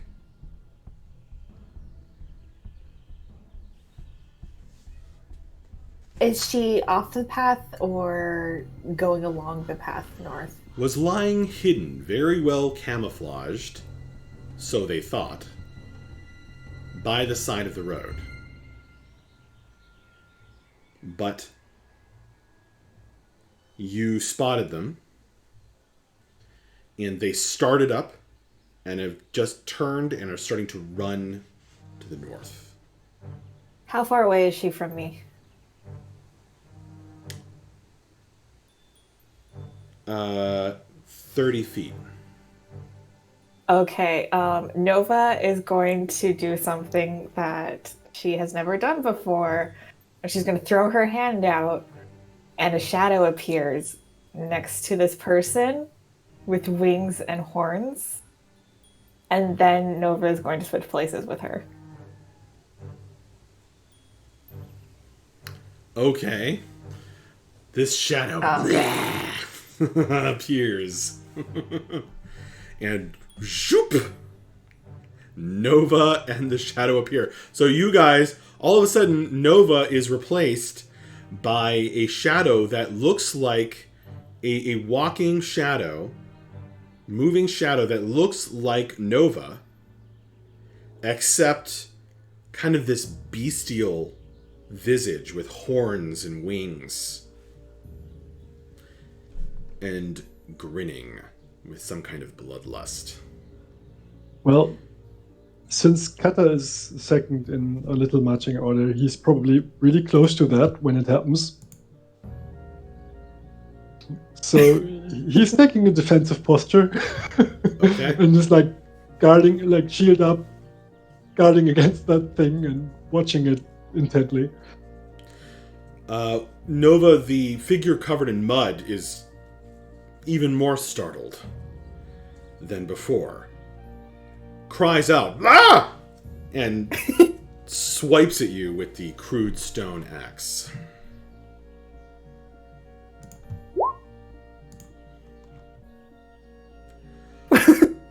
What a whiff.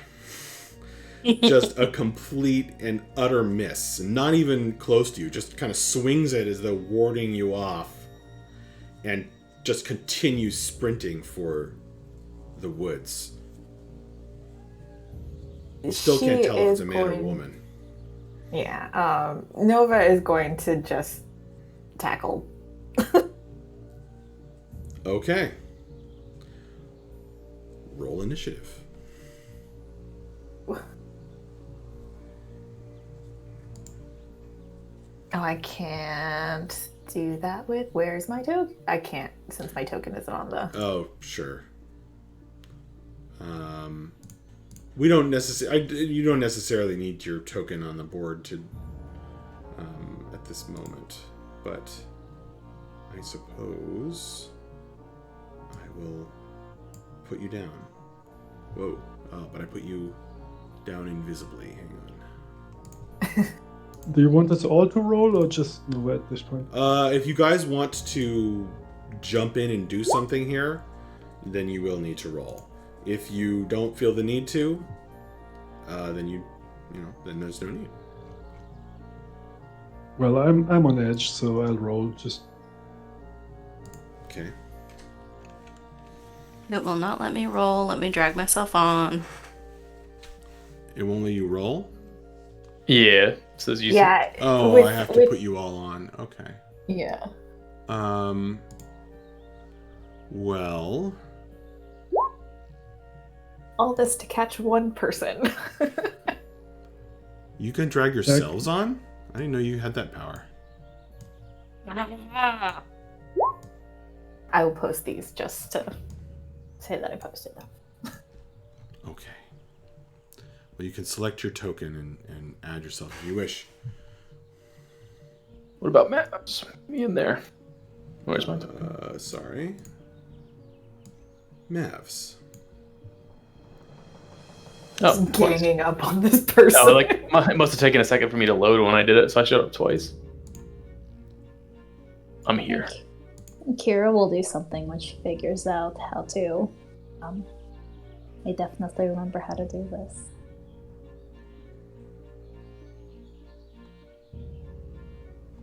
All right, you know what? Initiative is gonna like go up ahead in your and- middle, We're gonna go like, ahead with your and armor make class. this official here. So you guys are here on the road.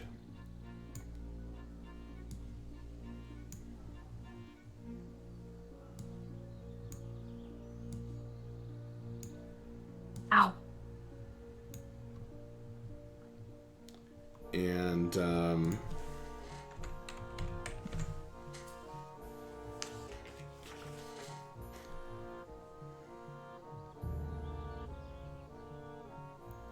want that. Okay.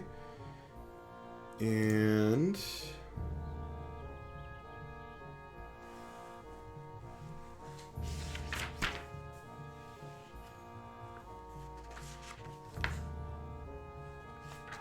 what was this? Oh yes, that's right. All right, and here's this person. So covered in mud.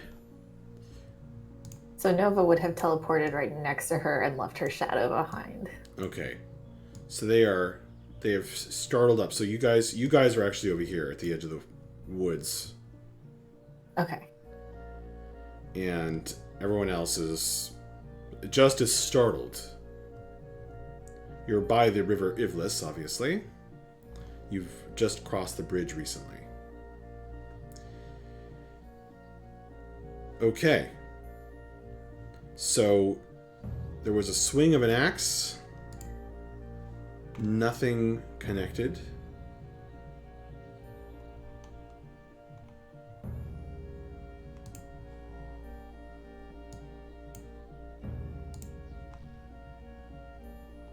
And Turn order reset because we moved to a different map. what? It didn't reset. Yeah. Oh, it doesn't show anything for me. It shows blank. Oh, who is that? Sorry. Was that Dahlia? May. May. Well, I it think it's shows like you for all on. It shows you for me. I see Dahlia has a turn. Oh, okay. Someone will have to tell me when my turn is because I can't see My- it. You got a 9. My turn order is empty as well. So Really? Yeah. How strange. How about now? now it's gone. Now it's still empty. Empty. Really? Yeah. That's so funny. All right. Well, I guess we'll just re-roll. How about that? Reroll. Let's see if I do better this time. No.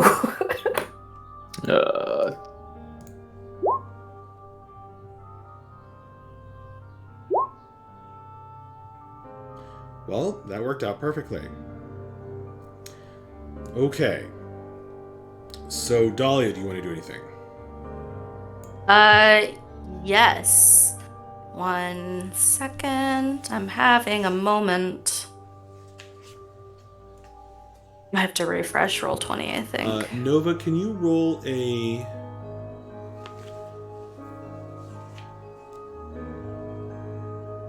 D4 for me? 4.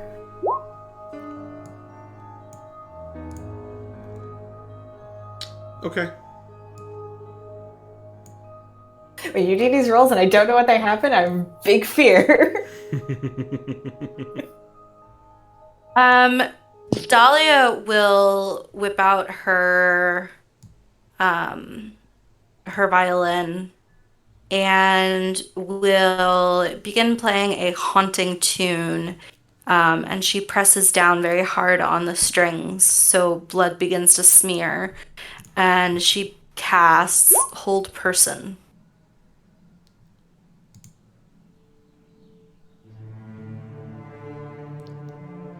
I loaded something up for Dahlia. Okay, thank you. Okay. Hold Person will be a wisdom save. Yep. Okay. All right, they are paralyzed. Mud-caked figure freezes in place. utterly paralyzed. And Dahlia will end her turn. She'll bonus action Bardic Inspiration for Nova. Okay. What color is her magic color? Gray? I don't have gray. Oh, Red, okay. blue, green, brown, purple, pink, or yellow? Pink. Okay. Kata, do you want to do anything? I think Kata needs a moment to understand what happened with Nova and the mirror image. But he tries to look around and see if there's anyone else hiding in the mud. Like if this was only one person and they spooked and ran away, or whether they have like 4 friends lying behind us and not spooking. Roll a perception with advantage.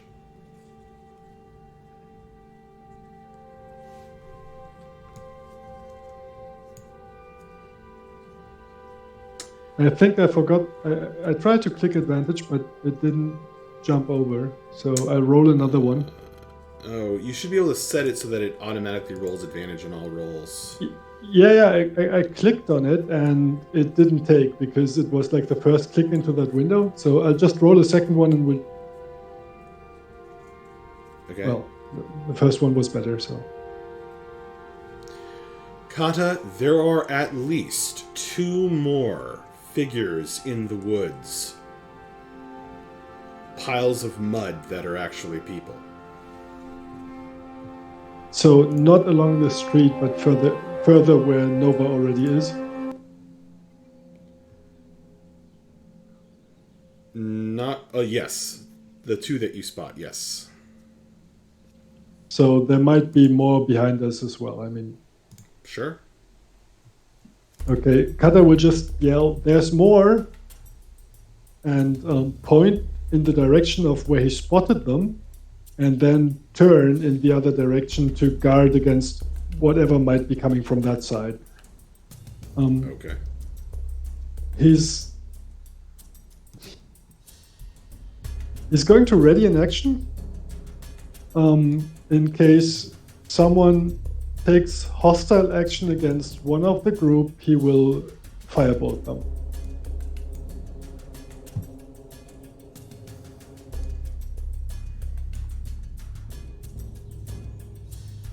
Can So you he can you do that indicated- since you already? Never mind. Technically, it would.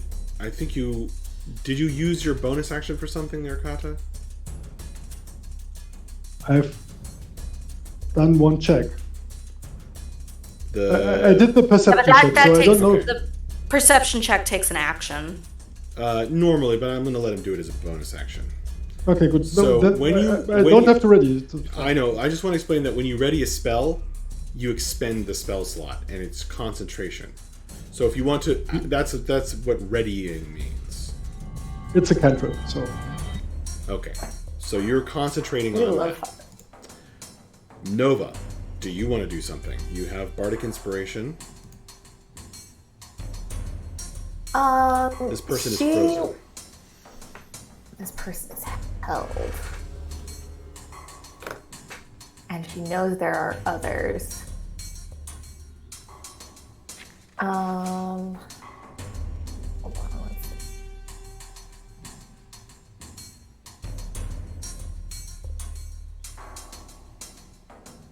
Yeah, probably would have been here, right?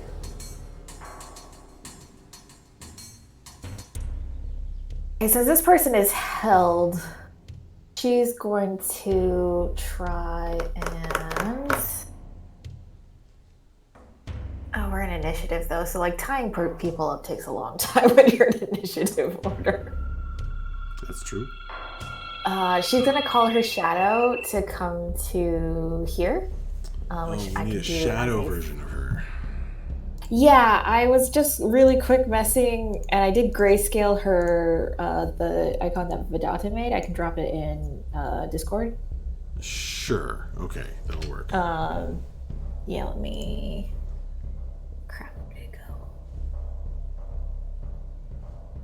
just made it.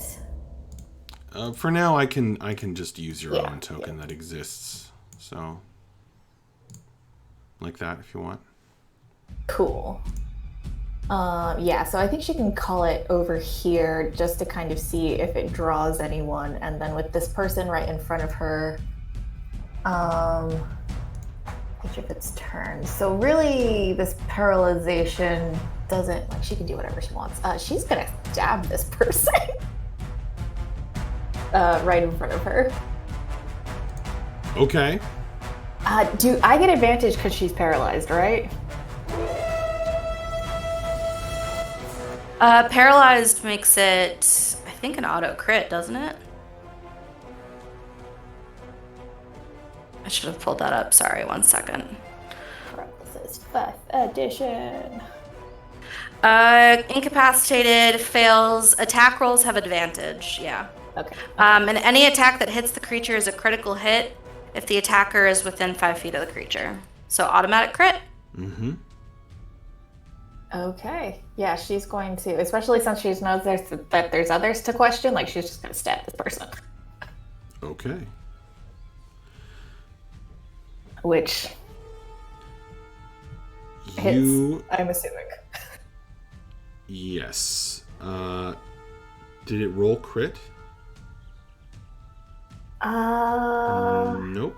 So No, it doesn't do that automatically. All right. Well, roll damage again. Roll 2d6. Yes.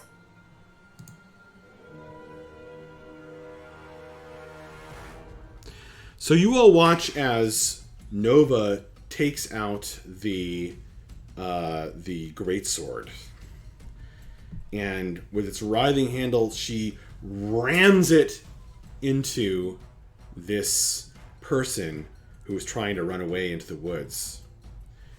They, without moving their held mouth, their paralyzed mouth, let out a scream of anguish as she does 22 points of damage to them. Okay, and this does count as a critical hit, correct? No, it does not. Damn it. Not for the purposes It's critical of your sword. damage. Okay. I will accept. Okay. Is there anything else from Nova? No, she'll call that good. Nova's just like, she has stabbed out with, or really it's more like she, since it's a two-handed sword, like she has just rammed it into this person's shoulder. Pretty hard. I was going to ask if you wanted to use any corruption, but I don't think it was necessary in that case. The others give a shout and run forward.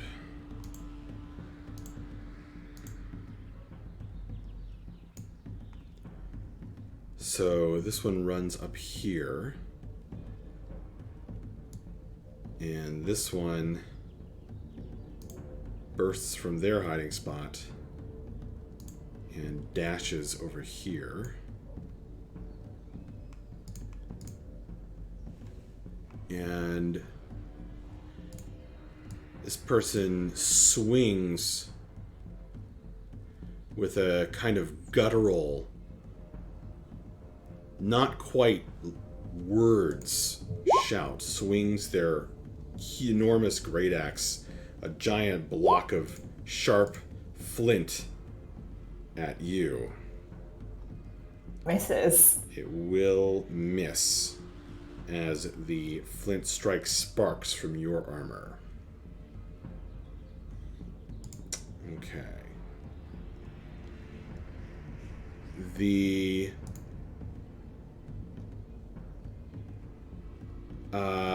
one that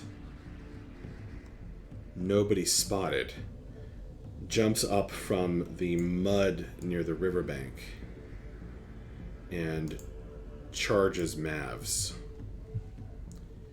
swinging a reckless attack howling with vengeful rage. Leave me alone!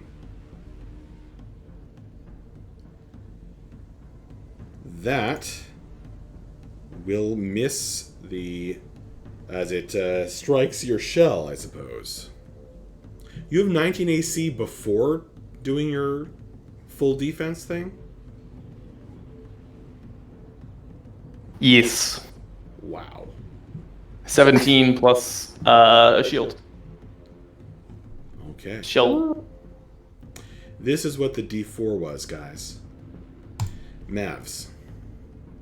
Oh, so I rolled maximum combatant. Sorry, I'm not actually on the board, and I don't know how to put myself on there, My Kira. apologies.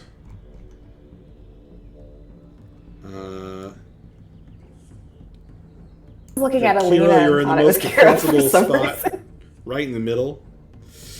Go ahead and select your guy, and if you have your character sheet open, if you have your token selected on the map at the same time, you can click roll initiative in your character sheet.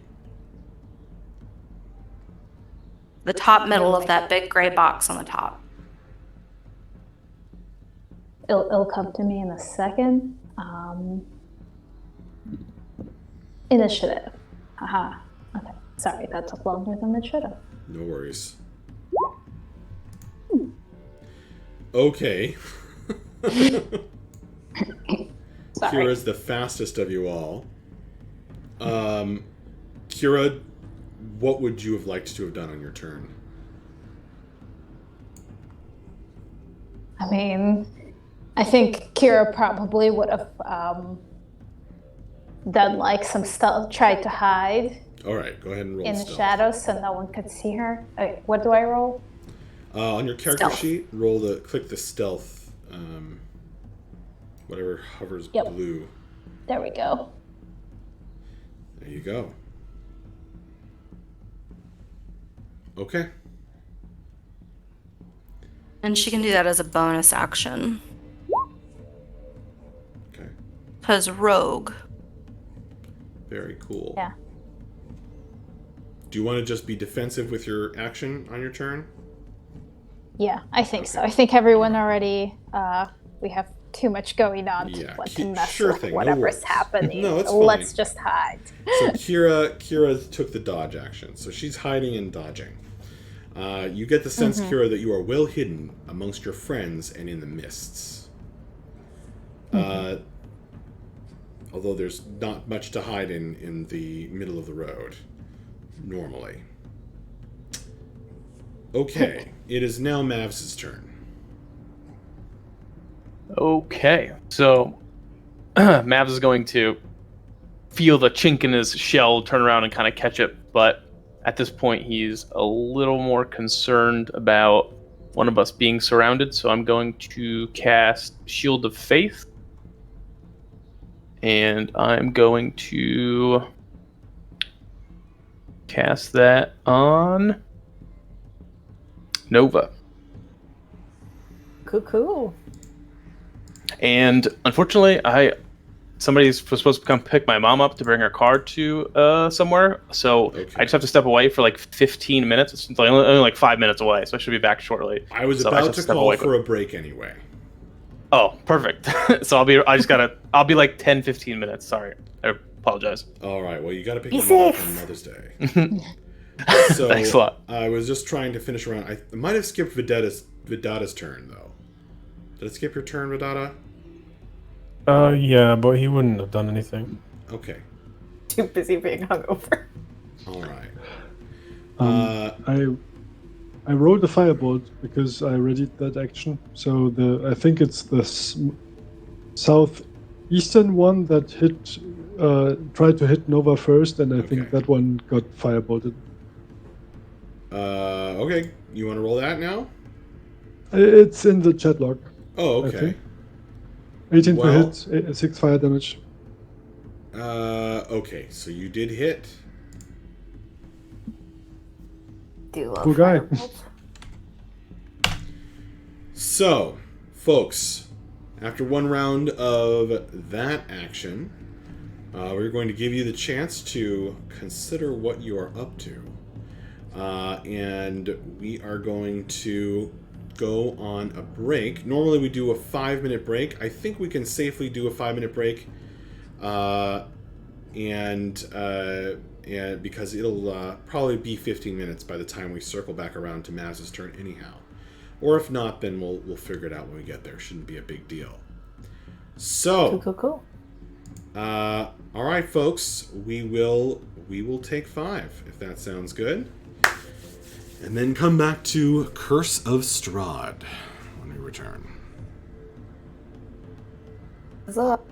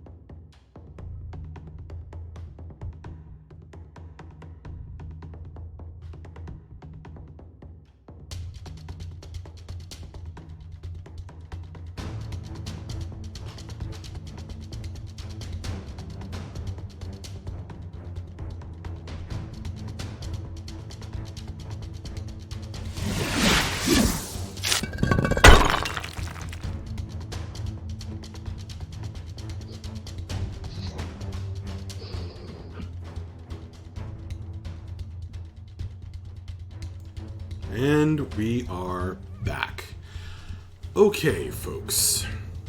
We had just done a round of exciting conflict as you guys were discovered, or you discovered something, some hidden, primitive-looking people. I say primitive-looking because they are carrying axes made of flint. Very primitive weapons compared to your own. And they've covered themselves in mud and hidden along the road. As they fled when they were discovered, you guys have attacked. And it is now Kira's turn. Kira, you have a move, and you have an action and a bonus action. What do you want to do? Is Kira allowed to really quickly, ask the people standing next to her questions? Or is that, too out of combat? You absolutely can. You can speak a sentence as a free action. All right. Kira turns to... who she standing next to? Dahlia and Vidata. Kira sort of aims at Dahlia and Vidata. Does anyone think we attacked a little too quickly as they ran away from us?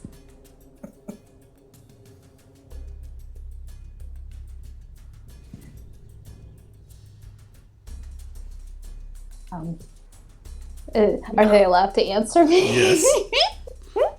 Sorry, could you say that again? Did anyone think we attacked a little too quickly as they ran away from us?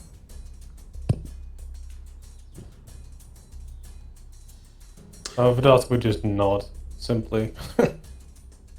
Just, yup. Dahlia says, I was just planning on holding them still. Yeah, Kira is a little worried about firing weaponry, even though clearly Nova is surrounded, because we didn't try communication at all, just went straight for stabbing. So Kira's gonna see if there's anything she can do that's useful. Okay. We've got, so I guess, I might not be able to. I might literally just be able to attack. So... There are a lot of things you could do. You could try to grapple. You could try to grab someone, an enemy or an ally, and drag them away. You could... really, you can do anything you can think of, which I know is too wide open a field of options. But really, you can attempt anything in Dungeons and Dragons. Okay, so Kira wants to try to get... You can choose to use your weapons non-lethally. You could try to pin someone down with a crossbow bolt, for example. Great. Kira wants to try to get... I will figure out... let's see. How do I make it visible to the people on the map which person I want to attack? Click and hold. Make sure you have the top select move tool up top. And if you click and hold, then it pings like this. Like that? So Kira would like to non-lethally try to shoot at that person to sort of incapacitate so they can't attack Nova, but not kill. This person? Yes. Okay. All right, go for it. Okay. So then I will go to... Well, I did not upgrade my crossbow, so I guess we don't do the bonuses. You can just mentally add the +1, no problem. Exactly. And then... I'm sorry, I am going to have to be walk through again how Take I your shoot time. the crossbow. No worries. Okay. So On my character sheet. Oh, it hasn't been added to her character sheet yet. I was gonna help her after the game. okay. Yeah, can I just fire my normal crossbow? Then we can just add +1 to it, right? Yes. No, the damage is actually different because she's got a hand crossbow and Kata gave her a light crossbow, and I think the light crossbow does 1d8 damage and the hand crossbow does 1d6 or something. But you, like, roll your attack and then we roll the damage separately. Like, roll a d20 for the attack, and if you hit, then we'll figure out what the damage is. You can just click the crossbow and add 1 to it, though. For the attack, yes. Yeah. Where do I hit the crossbow? So do you see it in your items at the top of your sheet underneath where you Is have it- your initiative? Yeah. I have initiative. Crossbow will be in there. Yeah, I can't. I can check mark it, but I can't click on it. Go to the right of it and hover over it. Does it turn blue? No. Let's try that Is button. the pencil at the top of your sheet yellow? Yes. Okay, there Unclick we that. go. Yep. Yeah. Yep. Aha! You were in edit mode. Yep. That was the problem. Yep. All right. Problem solved. Permanently, I'm Yeah. sure. All right, so you actually fire an arrow and it pierces this person's kind of the mud and cloth under the mud that's around their leg in the attempt to pin them to the ground. And it does 8 damage. It's non-lethal, though.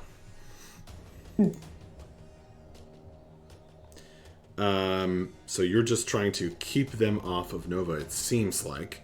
Anything else, Kira?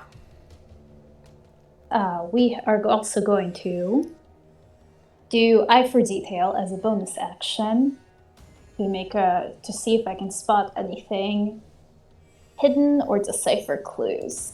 So I think I can then just click that. A bonus action to spot a hidden creature or object. Cool. Basically trying to see if we can get any clues about what these people want or anything hiding around it. So How very interesting. I did not know that ability existed. That's her class ability, which is why I was saying earlier about it being usually an action. Yep. Okay, well, we'll revisit that. Sneak attack?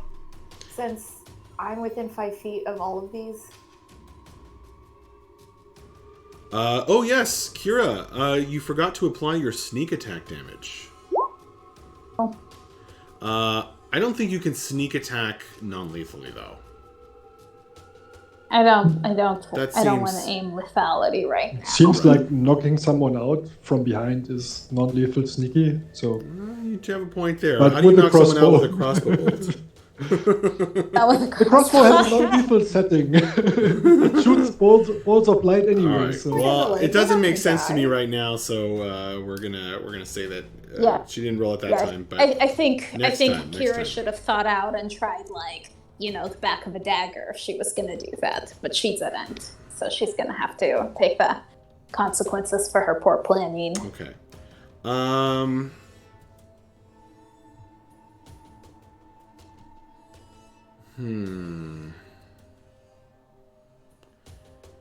You get the sense that these people are... I'm not gonna make you roll a check. I'm actually considering making Eye for Detail just always work. You are going to notice, you are noticing that they have not really said any words in common. They've almost said these sort of inchoate words, these incoherent noises that are almost words. And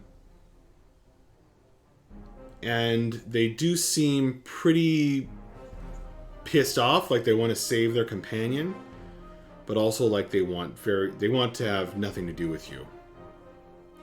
So that's what you notice, Kira. Okay. And And Kira, having done that insight check, I think, relays to her companions that everyone, I don't think they were trying to harm us. Maybe we should aim for incapacitating, not death. They don't seem to speak our language. And then I think that's going to be Kira's turn. Okay. So as the rogue amongst you shouts this, appearing suddenly from within the mist and firing a crossbow, she shouts about these guys, and then it is Dahlia's turn. Dahlia is going to drop hold person. Okay, that's free. And is going to cast sleep instead. Okay. And she's going to center it right square on top of Nova. Okay.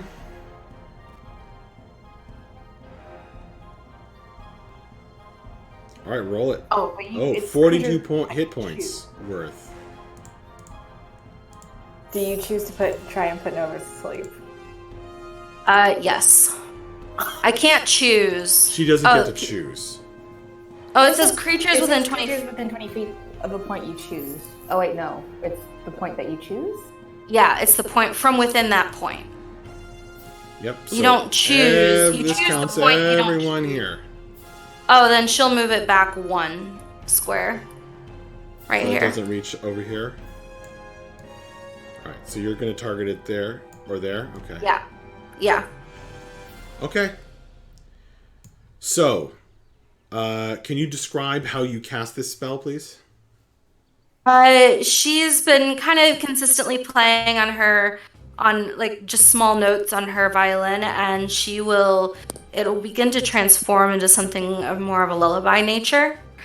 As her blood begins to shine on the strings, and this kind of mystical light appears in that 20-foot circle, descending upon the people within.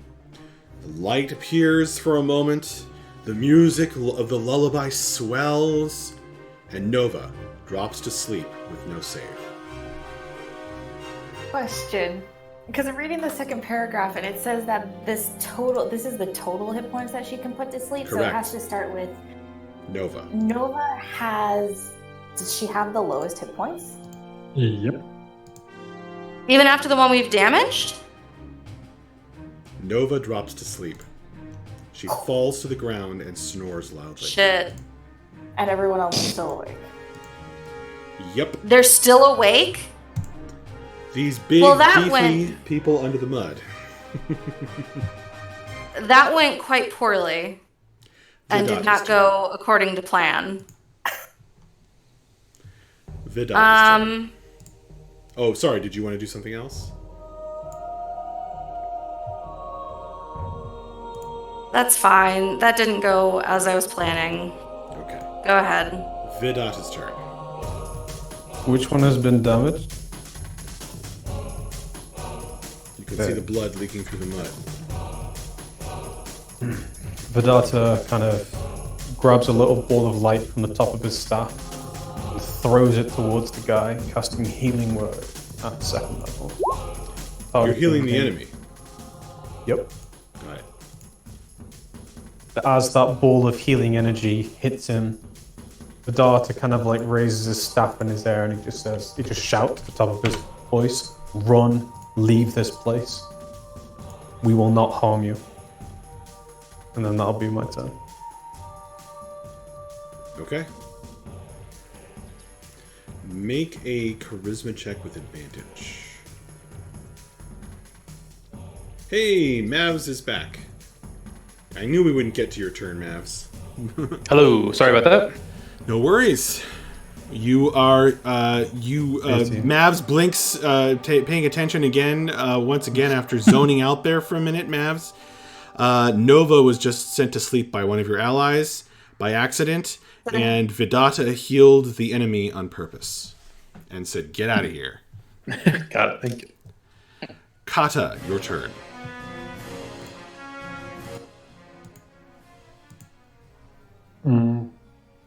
Kata will. Something on his armor changes, and he looks a bit bulkier than before. Technically, that's the defensive field, and I have now 3 temporary hit points. That is a bonus action, and then he moves to intercept, so to speak.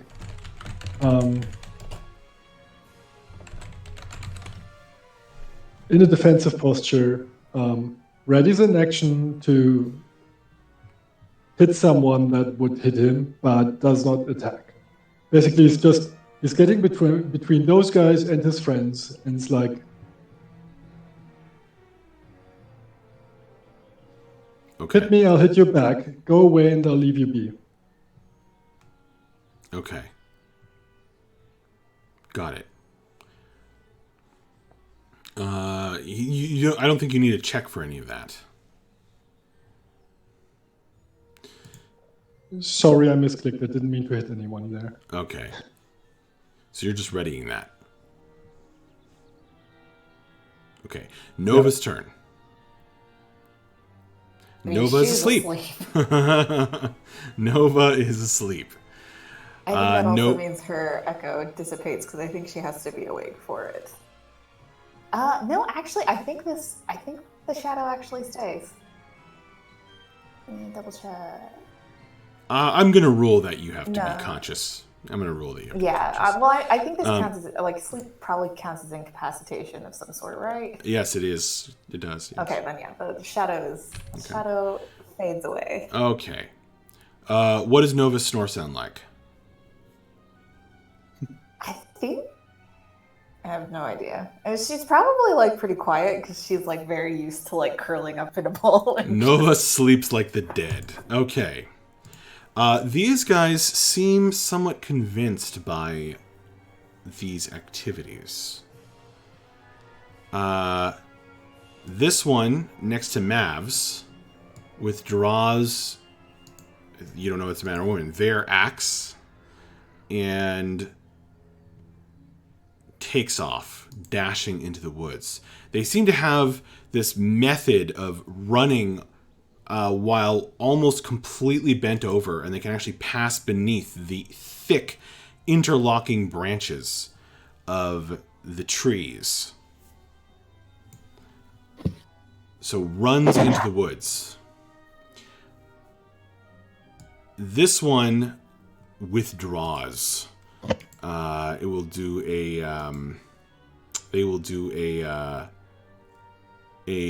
Actually, they'll do a dash as well. They'll do a dash as well. So fleeing into the woods, running doubled over, grunting as they go. However, this one pauses for a moment, performs an obscene gesture in the area that their crotch must be under all that mud,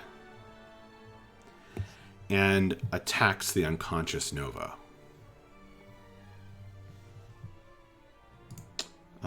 So that is an automatic crit.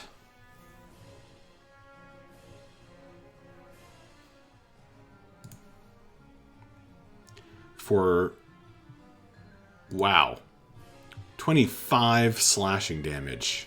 Nova, you awaken with an axe thudding into you. You're not dead. Nova like yells, like just screams back. And as Nova screams, the figure jumps and runs into the woods as well.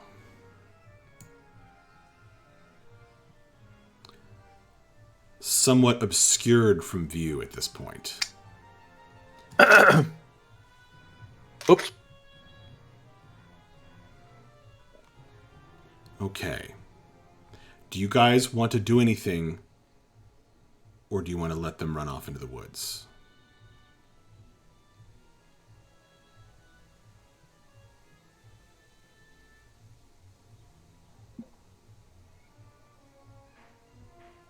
woke up. She has, like, she doesn't have her bearings, so she would let them go. Okay.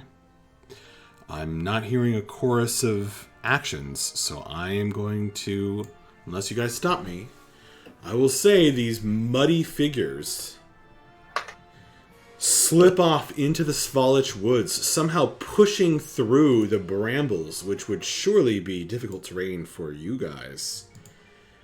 Just shoving their way through in this weird run that they do, grunting and snarling like animals. And disappearing as they, through the mist and the clawing trees. Alright, guys, congratulations, you're out of combat.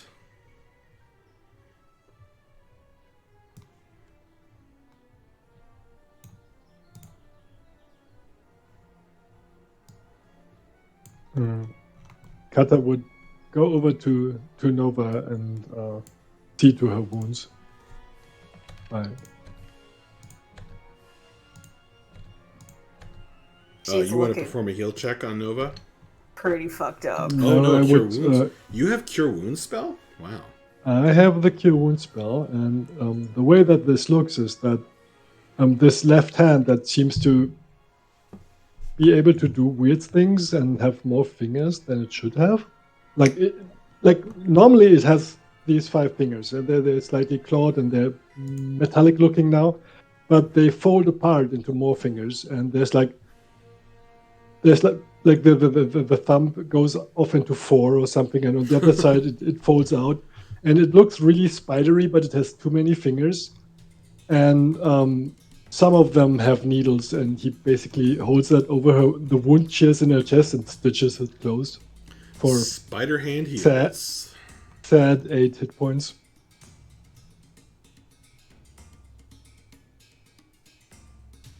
Nova, You want to use a she corruption looks to better. add 1d6 to that? No, thank you, sir. Okay.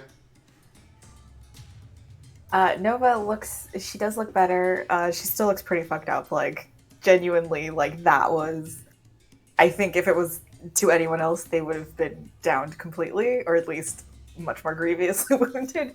But she does look up and she's like, thanks, I needed that. And spits out some blood.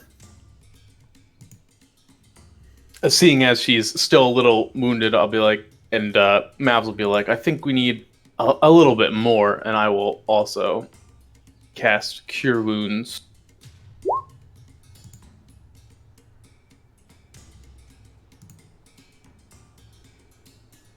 Does just everyone in this party have cure wounds? That's a lot of heals. Nova has no magic. She is. Luckily, I didn't prepare cure wounds. You don't need it. Oh, true. Nova Did we looks lose- a lot more did we lose May? suspiciously at Mavs, though. Huh? Did we lose May? Yeah. She said she's got a personal emergency and has to go. Oh, I missed it. Where did she say that? Oh, she She said put it in Discord. Oh, okay.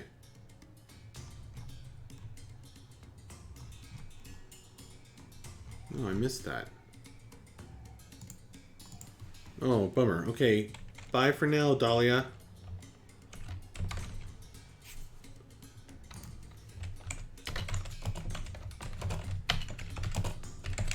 Vidalta will kind of like wander over to Nova as she's lying on the floor. And is she still like lying there catching her breath, or has she gotten up now with the healing?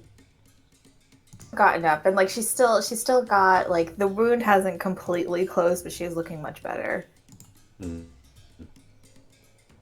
he sort of looks at her and says, "We didn't need to attack those people. They tried to run away, you know."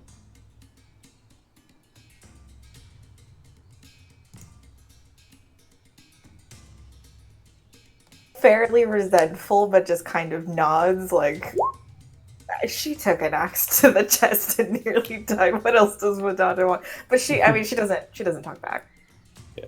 He will like look at the wound and sort of frown and says, "You're very lucky that didn't kill you.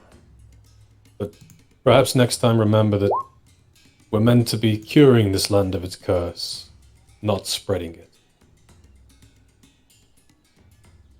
don't think I would be this wounded if I hadn't been put to sleep like a dog. And she will walk off.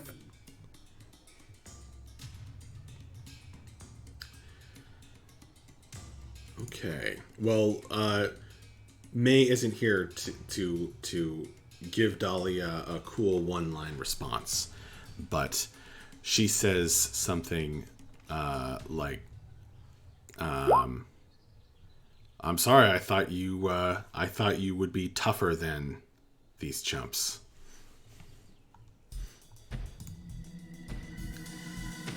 But I guess that hit would have downed almost any other member of the party.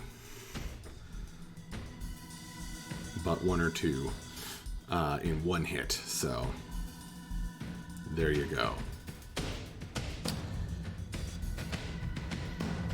Okay.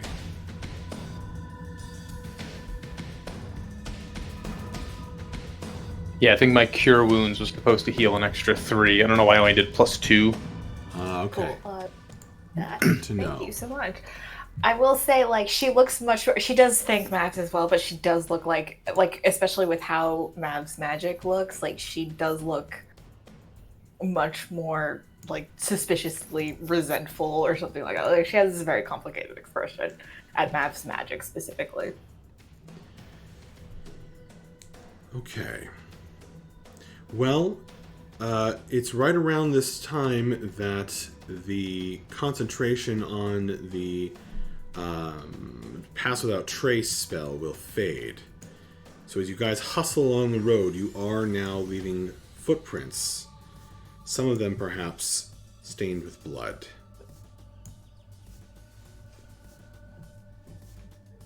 And you will begin to see the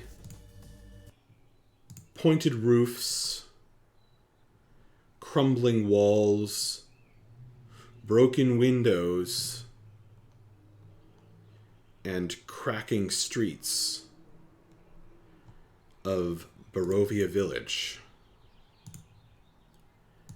looming through the mist as you come from the west.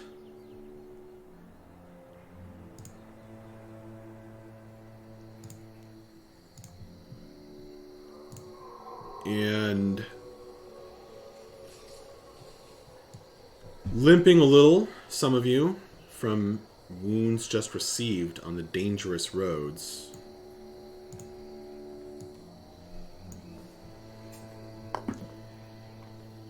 you come up to the edge of town.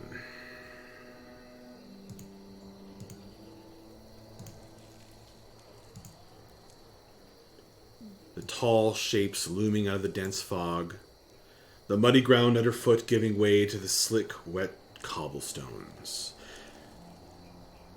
And eventually these tall shapes do become, with the pointed peaks, become recognizable as the village dwellings. Pools of blackness staring out from the windows. And as you get up to the edge of town, there's very little sound. But there are 3 things. First, the mournful sobbing. Weeping, the sound of a woman weeping inconsolably. A little bit weaker, a little more hoarse than yesterday.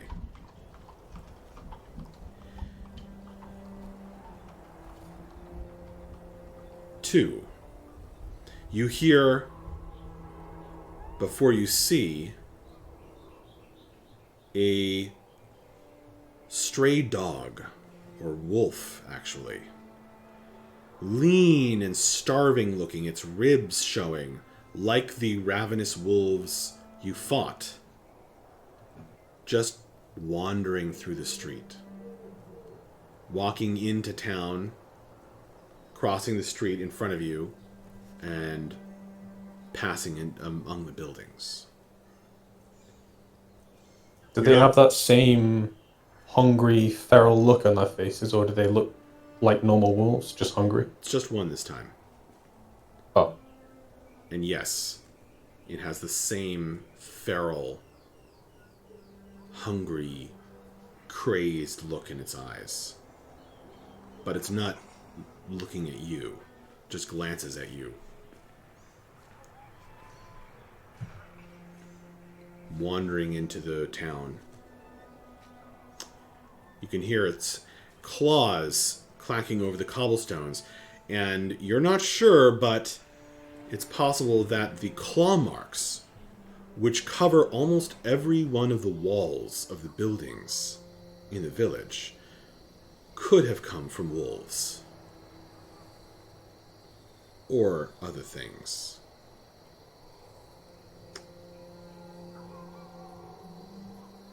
And third, you occasionally hear, without seeing, people walking swiftly along the cobblestones.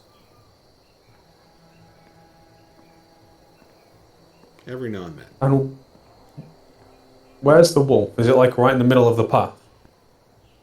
Yep, it wanders across the road.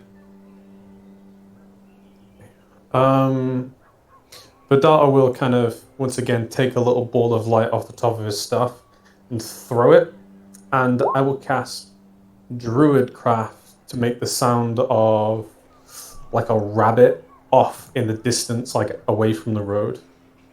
Something that the wolf would be able to hear and would like recognize as prey, like a rabbit or like maybe a small fox or something rustling.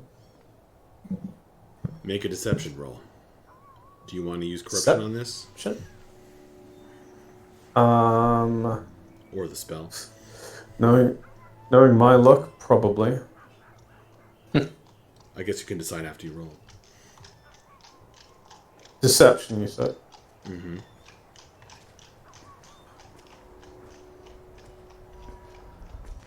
Would it not use my wisdom modifier since I'm using wisdom to cast a spell? Handle animal is charisma, right? Wisdom. Handle animal is wisdom? Mm-hmm. Yep. Alright, you can use your wisdom modifier for this check. So that's 6, that's an 11, so yeah, I will use a corruption on this. Okay. 13. The wolf pricks up its ears at the sound. As you gain a corruption, a quick bargain with the dark powers, aiding the effectiveness of your trickery.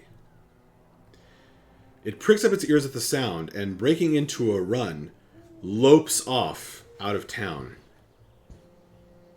passing as easily out of it as it did within, giving you guys a wide berth. Vidata will look to the party and say, I've had enough of wolves, thank you. Motioning to the bite marks all over him. Yeah, Maps is just gonna basically just kind of sigh and be like, can we just find this tavern already? I need to sit down.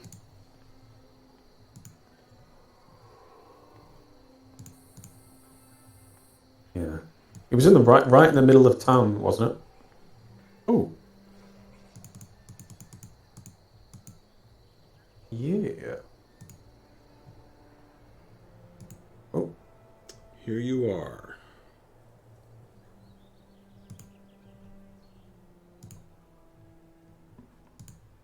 There we go. Here you are in Barovia. You just had a... Oh, am I... Oh, yeah, you guys can see that. Okay, great. That was Dahlia, Kata, Kira. Oh, right, Dahlia had to run. Okay, that's fine. Mavs, Nova, and Vidata. So you just had this wolf run off the western side of this map.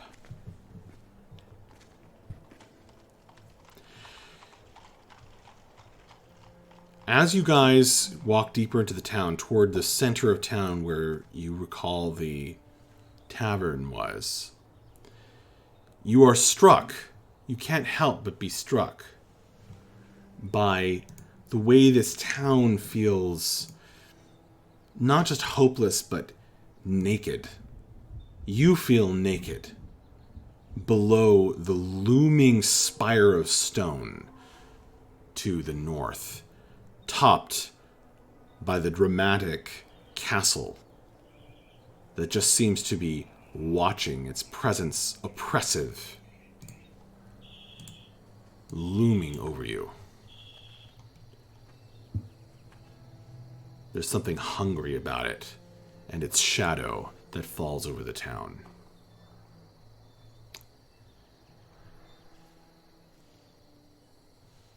You make your way toward the middle of town.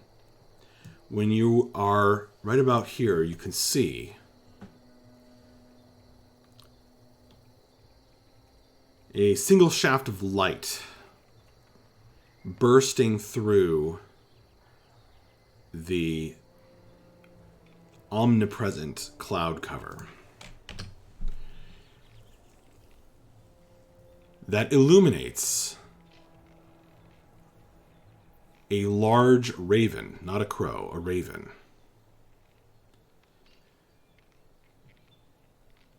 Standing on the sign over here. Perched over here on the sign of that largish building. The raven is looking at you, and as you come into sight of it, it spreads its wings and flaps them and says, "Mob! Mob! Mob!" You cut out after. Mob! Mob! Mob! Mob! I got too close to the mic.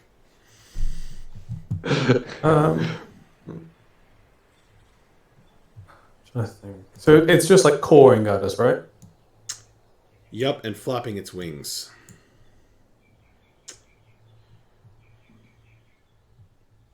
Darta will look at the raven for a moment. He spends a long, long second staring at it. It's a raven, right? Not a crow. As I said, yeah, exactly.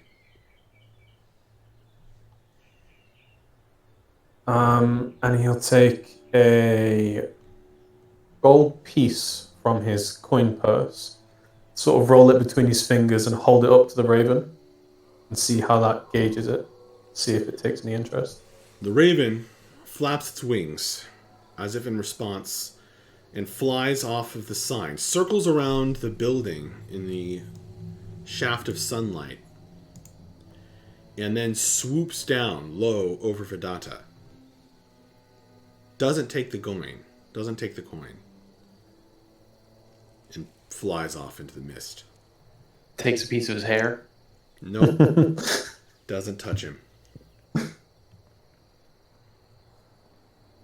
Vedanta puts the coin away and looks around at the party and says, "Remember what we were told about ravens?" Souls.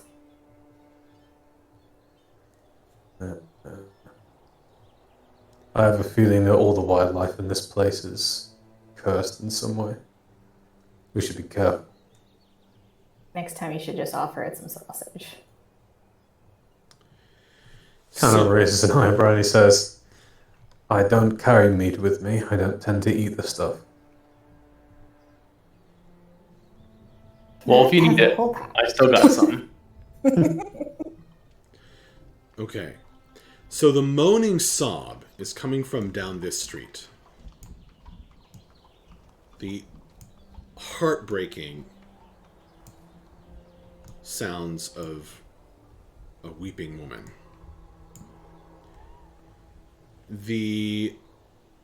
Everything looks boarded up or closed, except for this building, which has a sign proclaiming it to be Bildrath's Mercantile, and this large building, where the raven was standing on a sign that hangs over the gaping doorway. precariously askew, proclaiming this to be the Blood on the Vine Tavern.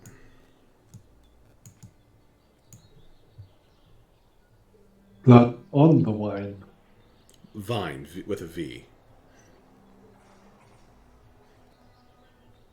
It was definitely the tavern from Dahlia's reading. Other places of note in the town include, of course, the church just outside with the cemetery, the chapel, and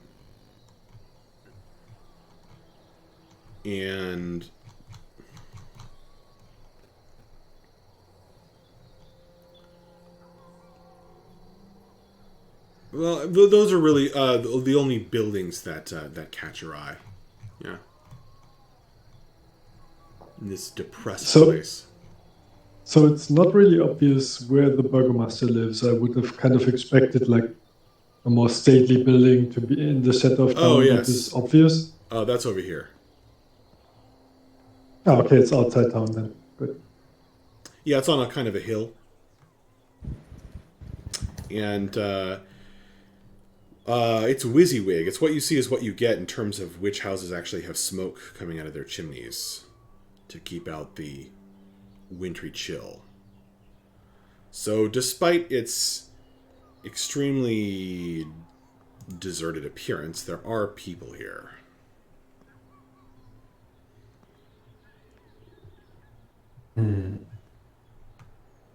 Shall we check out the tavern first? I think we should. That's where the cards lead us to, unfortunately. Okay.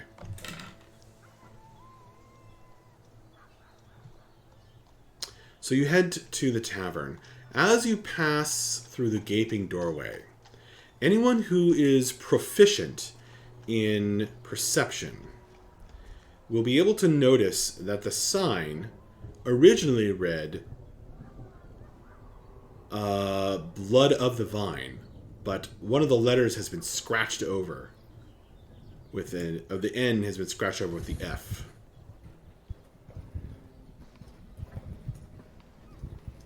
It makes more sense. And of course, it's always dark here.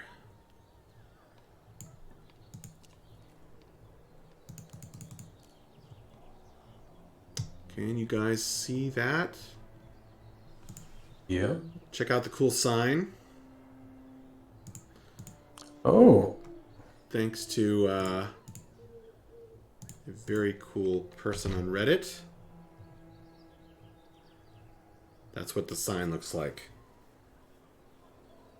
That's awesome. Love to see it. Very cool. Okay.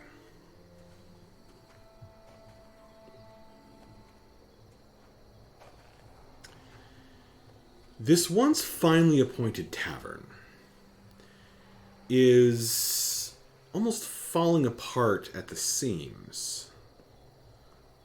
It looks old, dilapidated, decaying like everything in Barovia. Oh, also this map is from the Dungeon Madams Patreon. So thank you to them.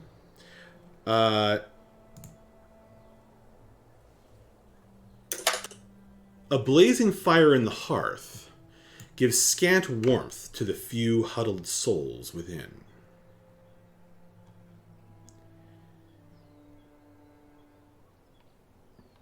They include the barkeep, 3 people sitting together in a corner,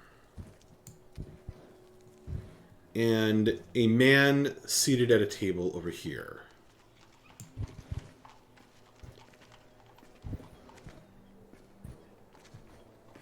As well as a couple of tables of other folk who, they and the barkeep, are dressed in the drab, dull clothing that you've seen of a few people wandering the street, hurrying through the streets here, or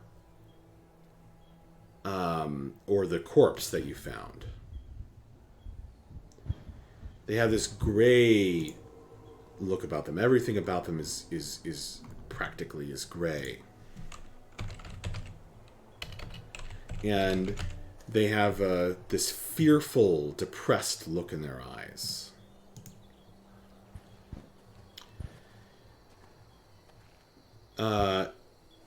The barkeep barely looks up as you guys push through the door and in here.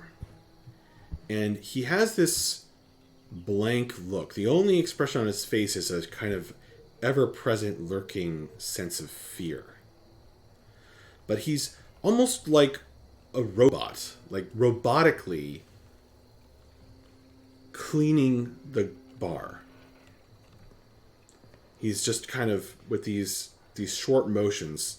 He's this short, chubby guy, but he's just very robotic in his movements, and has a kind of blank expression. So do most of the people seated at the tables in the tavern.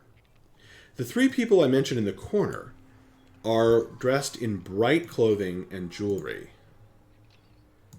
And it's easy to tell that they are Vistani. There we go. I was looking for the illustration of Barovians.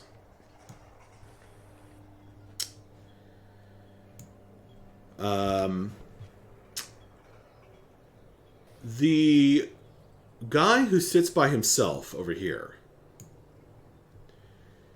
is a young man who is, most of his clothing is in this grayish drab color, but he wears a bright sash and a few other spots of colorful clothing about his person that form quite a contrast, actually.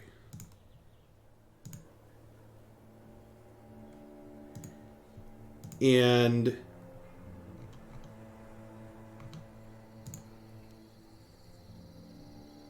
he has got a large mug of some kind of wine that you can already smell. The place smells of wine as you enter. And he, alone amongst all the people in here, looks up with attention and a genuine interest in his eyes. The other folk glance at you, the ones without, much color to them. But they mostly seem to stare. They mostly seem to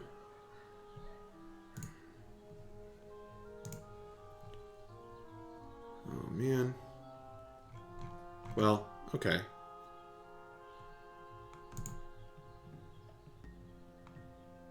Oh, wait, cancel. Okay. There we go. They mostly seem to stare at you guys, and they don't seem friendly. They're staring especially at those of you who are not humans. They give you a very blank sort of stare, like with total curiosity, but not friendly curiosity, like a strangeness. You can instantly feel that from them, is that you are other if you're not human. The three Vistani have these kinds of sly smiles on their faces and seem surprised, but not pleasantly necessarily, to see you. Any questions about any of these people?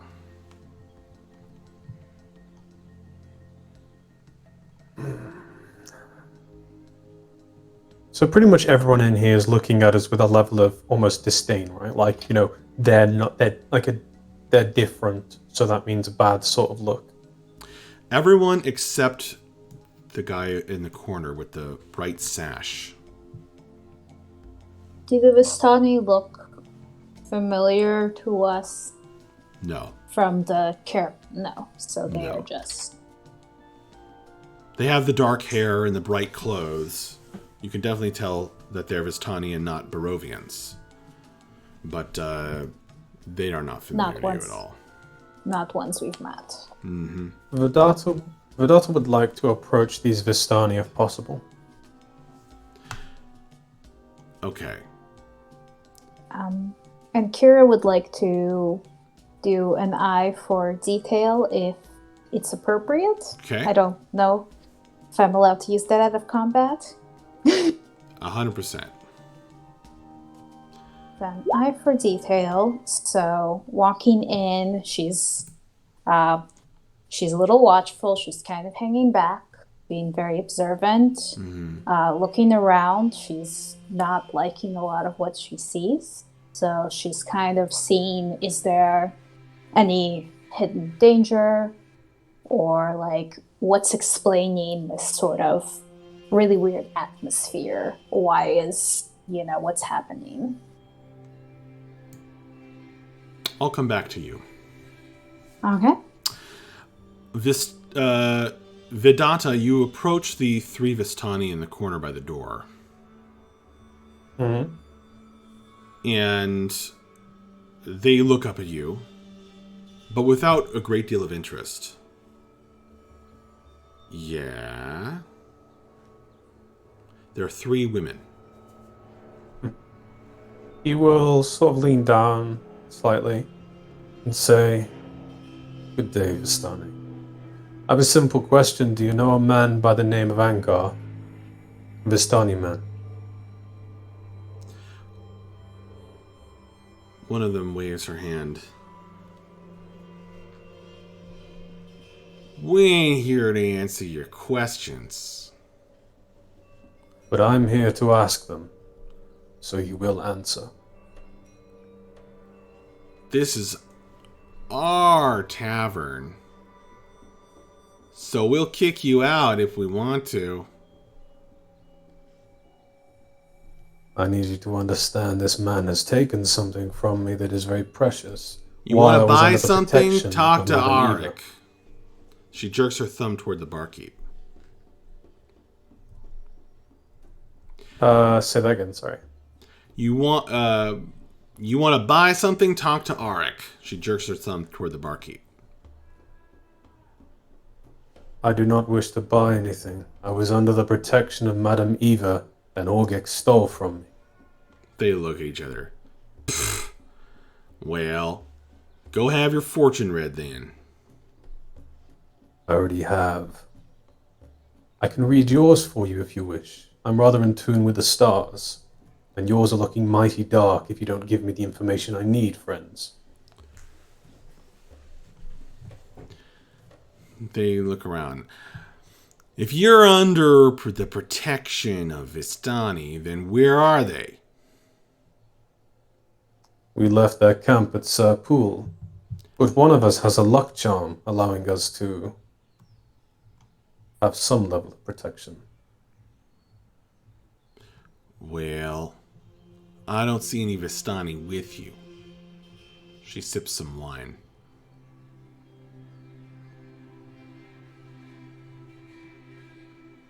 Will coin ease your words?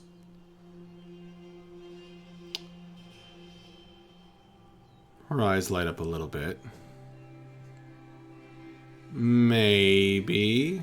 You gonna buy something? Yes, I will buy something. Well, go on then. The rest of the party, you guys can see that like Vedata's knuckles are white at the moment. He's like clenching his fists, and he will walk over to the bar. As you do so. The guy in the corner slams his mug down and says, "Friends, adventurers, come here, I want to buy you a drink."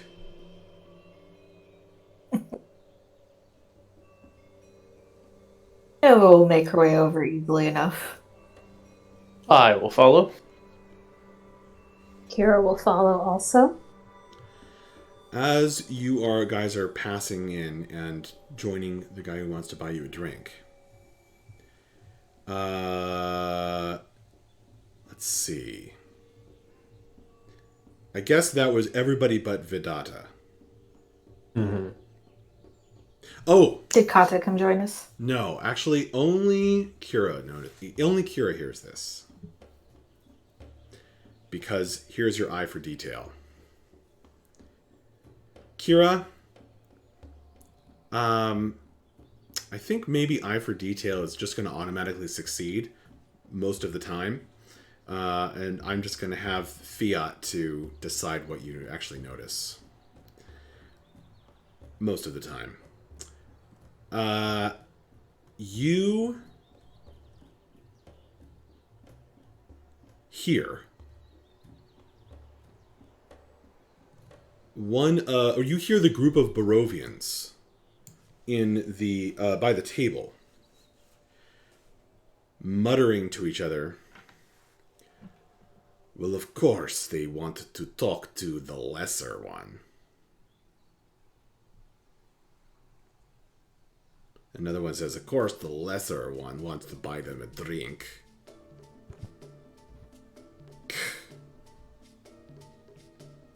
If only his father was still here.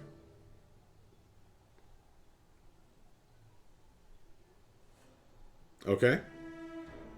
Okay, Kira noted and extremely intrigued. She is tabling that.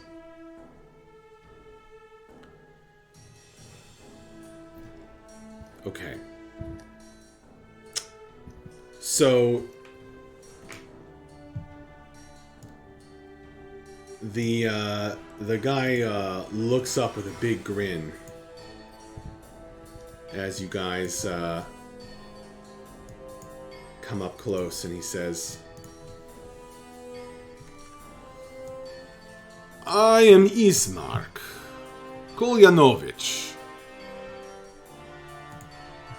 Pleasure to have new adventurers in town." He says, "Arik, a round of wine for all of these tired travelers." The barkeep looks up and says, he counts you, and he says, in a monotone, 6 glasses of wine. No, for all of them. All of them. That will be... Give us a bottle. And 8 glasses. I only have mugs. For you. Then give us the mugs, yes. So, moving robotically, just like the other Barovians, the barkeep gathers up the things and carries them over to your table, setting down mugs and a bottle of wine. This guy, very pleased that you are here. By the way, he looks like this.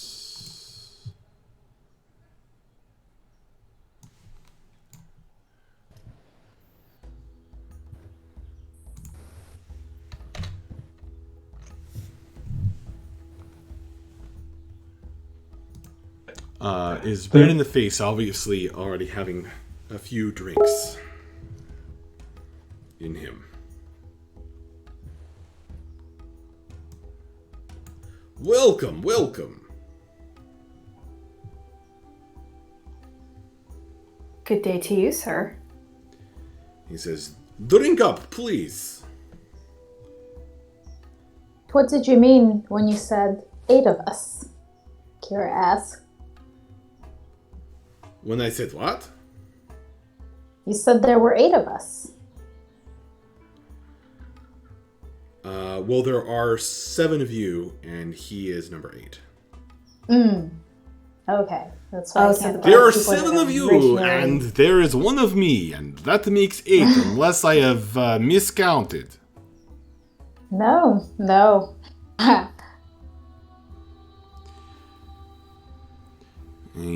He tosses some coins over toward the barkeep. And he says, "So, welcome to Barovia. This is the village that my father was burgomaster in." Oh, your father was the burgomaster. When you mention his father, as opposed to himself, his face falls a little. "Yes, was. He died."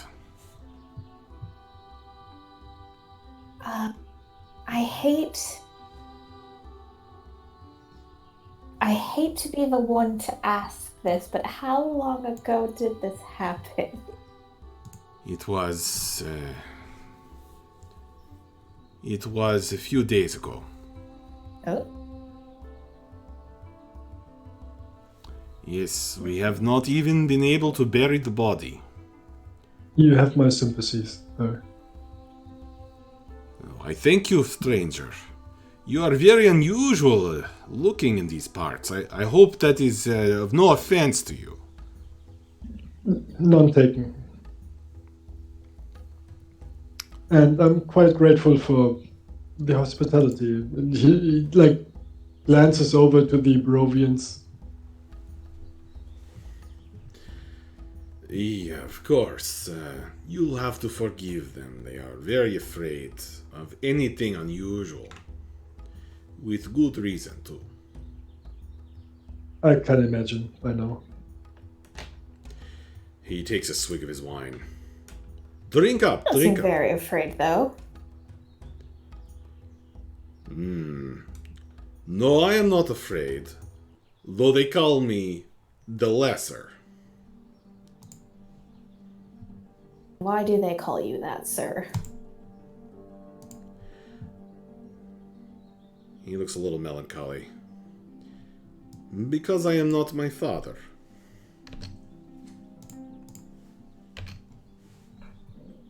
Don't we all have that problem? Wouldn't you take over his duties as the son? Perhaps. But I have much more important things I must do. And I do not wish to stay here.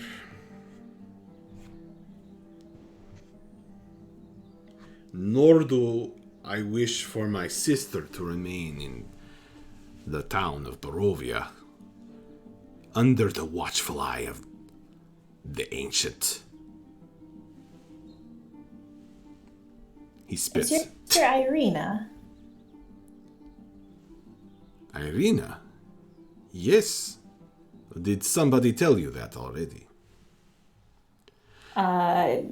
Nova's going to kind of shoot everyone else a glance, but this, somewhat, Madame Ava said this was an ally, so she actually pulled out the letter that she took off the corpse. And she's like, this is something that we discovered when we passed through yesterday.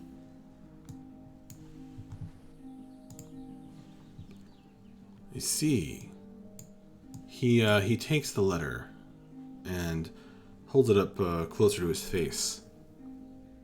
This letter was not written by my father. It bears his name, though. Yes, I see that, but this is not his handwriting, nor his signature. Do you recognize the hand? I do not. I'm sorry. But if it brought you here, then perhaps it is a blessing in disguise. Let's drink to that. He holds A up his man glass died of for wine. this letter. What? You're talking about the same letter that we found on the corpse, right? Oh yeah. Yep. Nova's good. We pulled it off a dead body. Yep, you did. We found a man dead with this letter. I paid for his passage, but he died. Delivering or perhaps receiving it, I'm not sure. And he will That reach is into very his pouch sad. and pull out the drawing of the man he made. And show Uh-huh. it to him. You see a bit of recognition in the eyes of the son of the burgomaster. Hang on.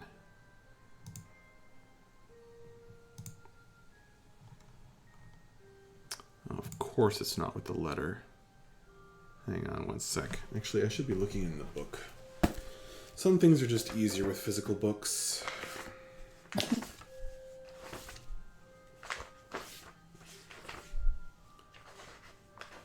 He says... Yes, this is a... You are an excellent artist. Thank you. I spend a lot of time drawing star charts. At least I used to. I recognize this man. He shows it to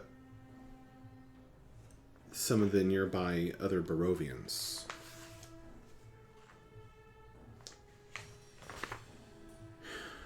And he says, this is Dalvan Olensky. He must have been trying to escape from Barovia. He Impossible, didn't get I'm very afraid. far. He was pretty much right outside the gates. Yes, there is a... There is a...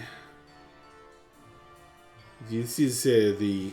Similar to the seal of my father. He shows you the large B set into the wax seal.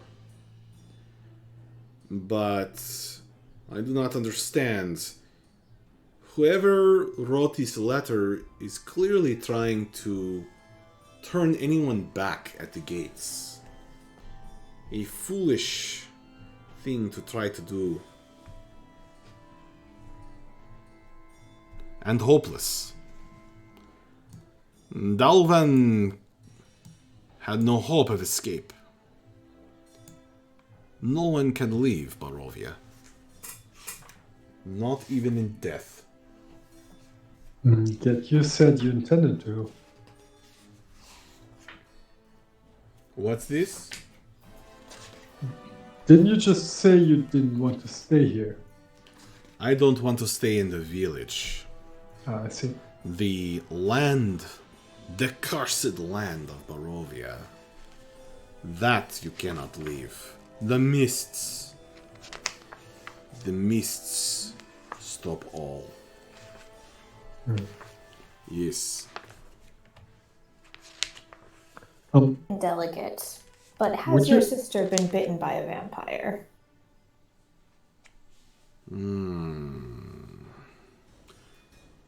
The devil Strahd.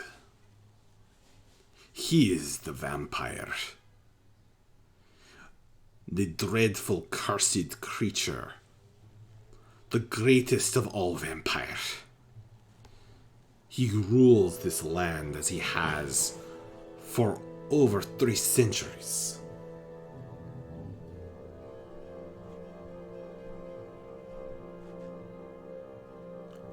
A curse placed on our land because of a sin of our ancestors. You see some of the other Barovians nodding as they listen to Ismark. Is this why Strahd favors the Vistani over you?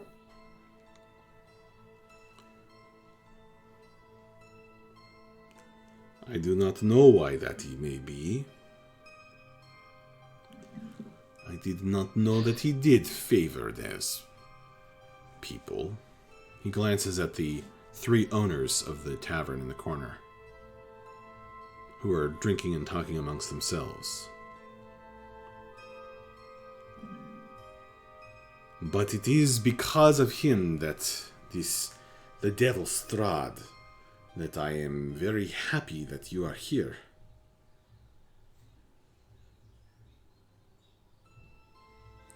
I need your Why help. is that? I need your help.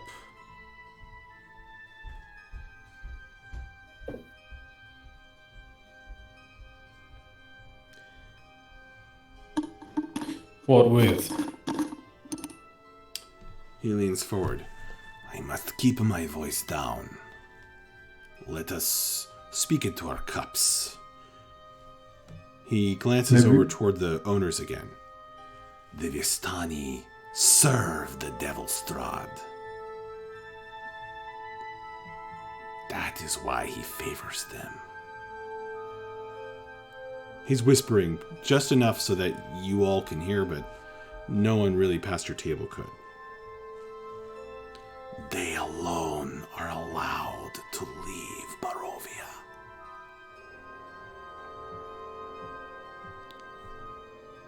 Don't trust their potions. They are bullshit.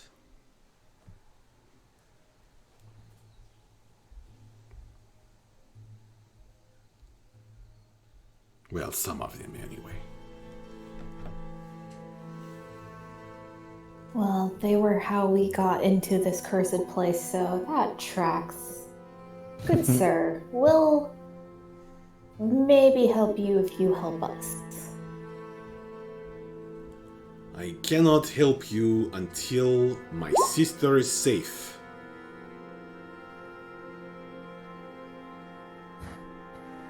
Let me guess. You want us to take your sister to Vallaki? A very strange look comes on to his chiseled face. How did you know that? It's the only place here with walls and what looks to be defenses. I assume that's the one place she'd be safe. Either that or that ruined mansion by the hill, but I imagine that's filled with all kinds of undead. Yes, Vallaki is a settlement in the heart of the valley, beyond the view of Castle Ravenloft that looms over our town. And I hope with the walls and the distance beyond the easy reach of Strahd, the devil. But I need help. Moving Irina is a gamble. She's vulnerable outside of our home.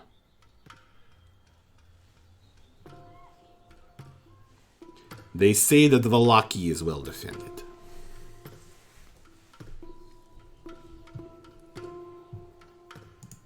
I have a question for you, Mr. Ismark. The castle on the hill. That is the Lord's castle, yes? Yes. Atop the pillar stone of Ravenloft lies the castle Ravenloft, where the devil Strahd watches and lurks. What would be to happen if somebody was to simply walk up and, say, knock on the front door? I do not know. Has anybody ever tried? Yes. Who? The You weren't priest's awake son. at midnight, were you?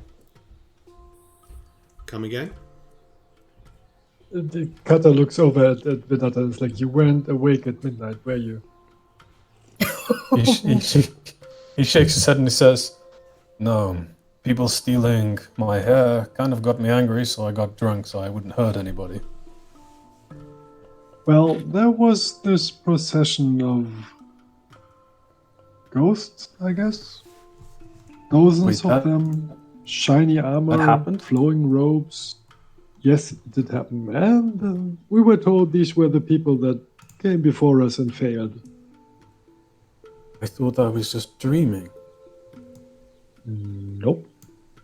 I mean, I was slightly inebriated as well, but He'll look over to like Kata, not Kata, fucking Mavs for a moment and says, "You take notes of everything that happens, right? Is he telling the truth?" I have it written down. Fortunately, there's a lot in these books that I'm not sure what is truth and what is not. But this is one of the things that I think we corroborate that I did definitely see it. So the souls of the dead who tried to kill the devil, right? That's what you said. What if we At don't least try that's and what kill him? Stanimir called them. What if we do this, or attempt to do this peacefully? He is cursed, after all, with what we can assume is vampirism. There must be a cure. Does the curse make the man, or did the man make the curse?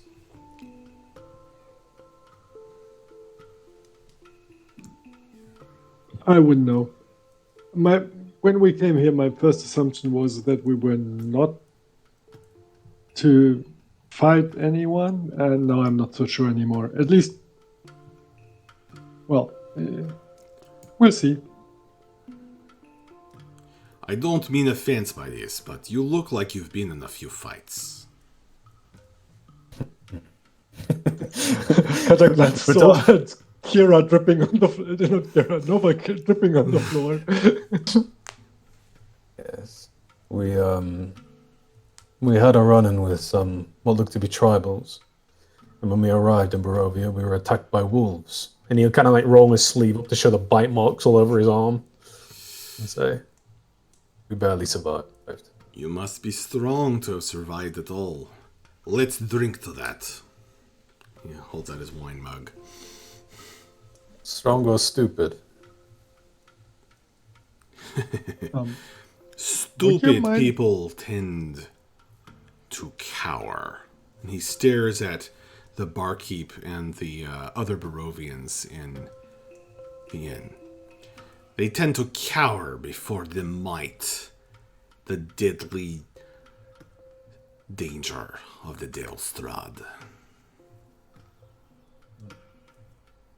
Why do you call him that?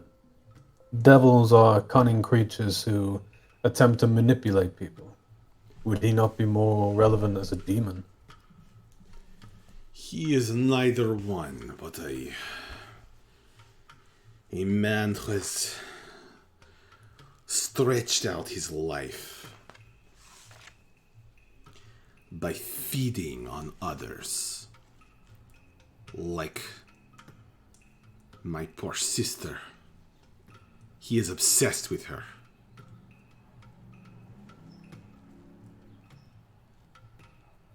I'm not too familiar with vampirism. I read some books once, but not much. I'm assuming that this land never shines with sunlight. Never. That is part of the curse of this place. I have never seen the sun. Not in its full glory.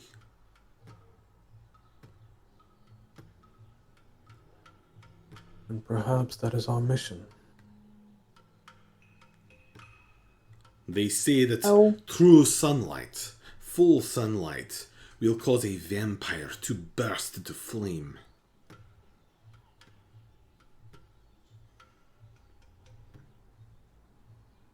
Was it Kira who tried to say something then, or was it Nova? Do we know? Everything's always harder over Discord.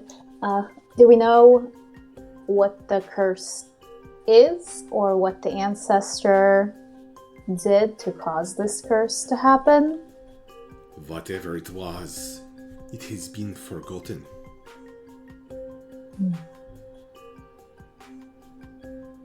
The devil, he's a lord. He must keep servants, yes? Yes. We will call him the devil Strahd for now. He has many servants, some as evil as he.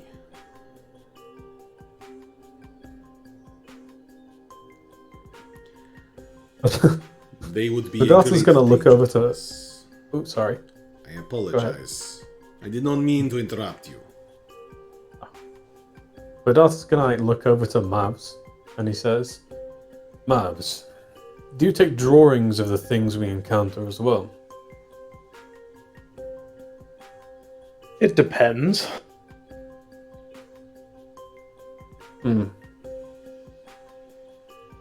I have a feeling we're going to need to have a meeting with this devil. We need to find a way to get into his castle. Perhaps maybe doing something to impress or piss him off. Ismark, you said your sister had caught his eye, or something. He is obsessed with her. Every night he sends his servants round our home, the burgomaster's mansion on the hill. And they claw and they try to break down the walls. As a vampire, Strahd von Sarovich cannot enter a home uninvited himself. And that is why I will need help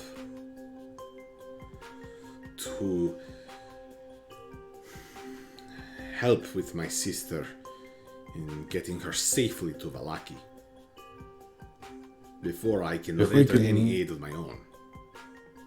If we can move her to Vallaki safely, we will have the attention of the devil. But Vidar says this, he's like looking at the party as he says this. We'll have the attention of the devil. He'll know who we are. He'll know what we're here to do. We're adventurers in foreign lands. His lands. He is the Lord. I have a feeling. Yes, of course, we keep hearing that. But if we're able to get his attention, perhaps we can meet him. Perhaps we can try and figure out what's going on with him. Figure out a way to fix this problem. We're in no position to haggle with the devil Strahd. Not haggle. And Vallaki is a day's march along the road, if I'm not mistaken. This is a hard gamble. He nods to Ishmael, is his name? Ismark. Hopefully you can see it on your screen. Unless you close the handout. Yeah, I close it again. Ismark the letter. Letter? The letter. Ismark the lesser. It's I think you're right. Yeah. I think you're right, Kata. It's going to be hard. But we were brought here to break the curse, and the only way we leave is if we break this curse. Or become... Kind of looks over to the Vistani and shivers before looking back to Kata and saying, I think we need to find out what this curse is exactly. And begin building method of breaking it. All curses can be broken. All problems have a way to solve them. We just have to find the right piece to fit this puzzle.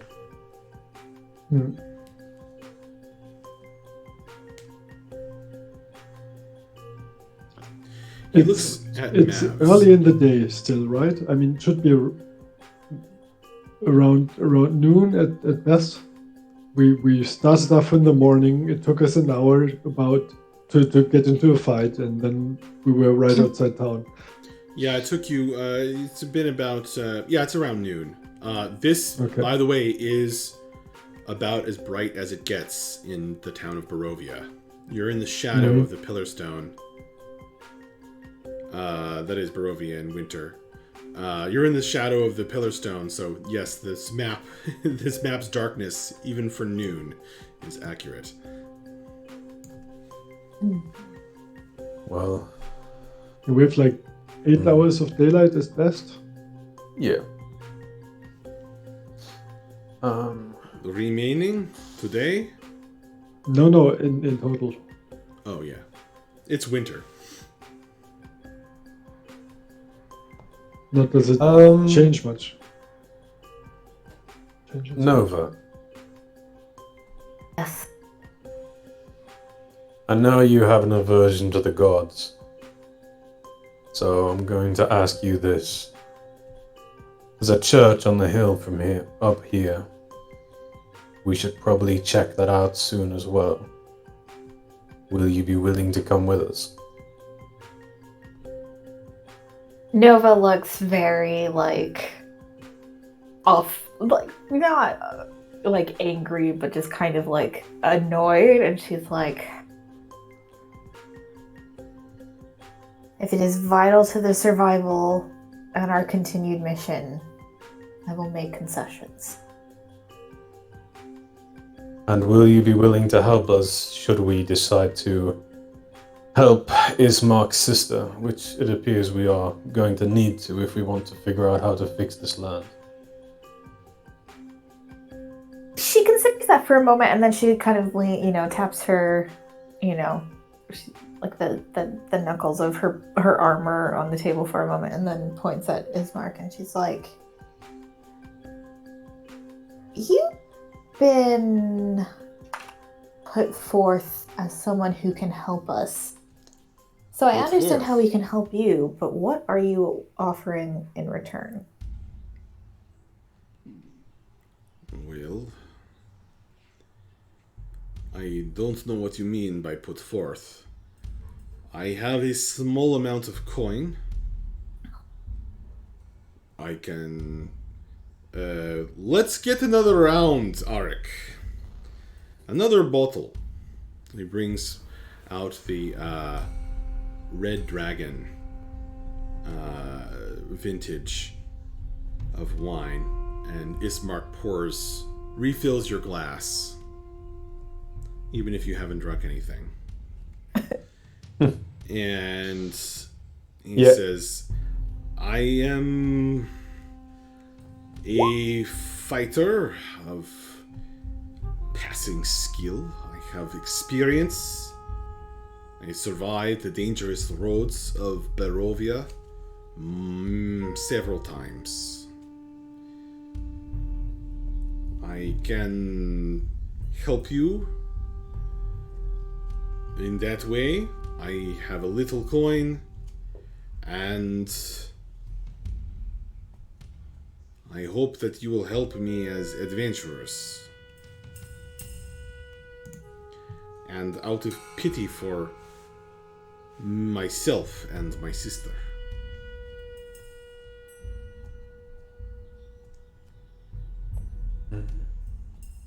Kira. Use that we haven't yet figured out, so I am on board. Sorry, who said they were on board then? I'm still not through the voices. Yeah, that was Nova. Vidalta's gonna look over at Kira, just give her a questioning look, and says, are you on board with this? Do you have anything you wish to ask? Kira's just gonna shrug.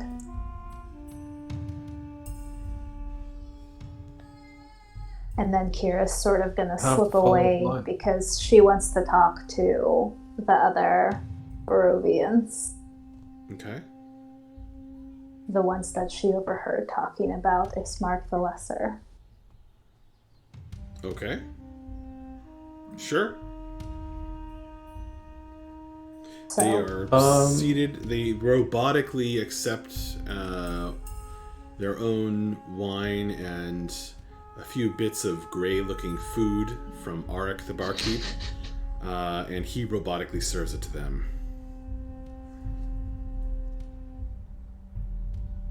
I overheard you call him Ismark the Lesser. Why do you call him that? Kira's not good at greetings. This tallish man with the balding head looks up at you, and he says, he's called the Lesser because he is less than his father. A great burgomaster before him. He kept us safe. Now we are not safe.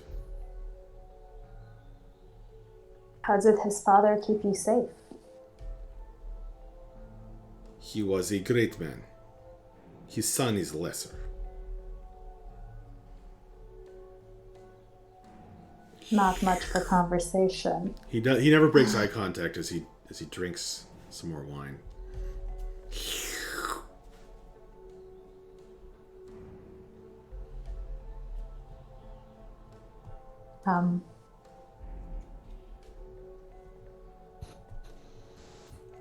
Kira asks about the Vistani, quietly hoping that they're not listening, although she guesses they're not. They seem to think everyone else is too unimportant. She says, do they visit here a lot? The Vistani. The Vistani, yes. The Vistani come through. They drink. They leave. Some say they steal things. They serve the devil Strahd. He shudders when he says the name. They alone are allowed to leave. Will they ever take any of you Barovians with them when they go? We are not allowed to leave. Even the great Kolyan Inderovich could not leave. Does everyone who tries to leave die? Anyone who attempts to leave the land of Barovia begins to choke on the fog. Those who don't turn back, they perish. He shivers. Will you tell me what happened to Ismark's sister? Is that her that we hear crying when we walk through the town?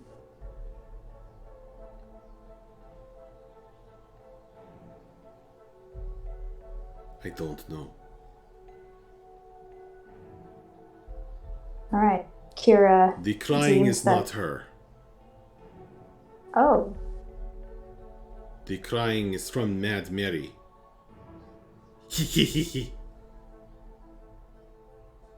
who's Mad Mary?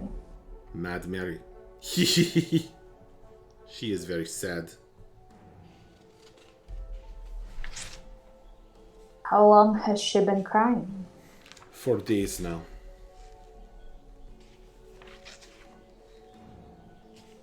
And why does she cry? She is very sad. Kira assumes that that's probably all she's going to get from these people and sort of thanks them and walks back over. They nod and return to their blood red wine and their gray food. Ismark is deep in a third cup, and he says, "So, will you come? Will you help?"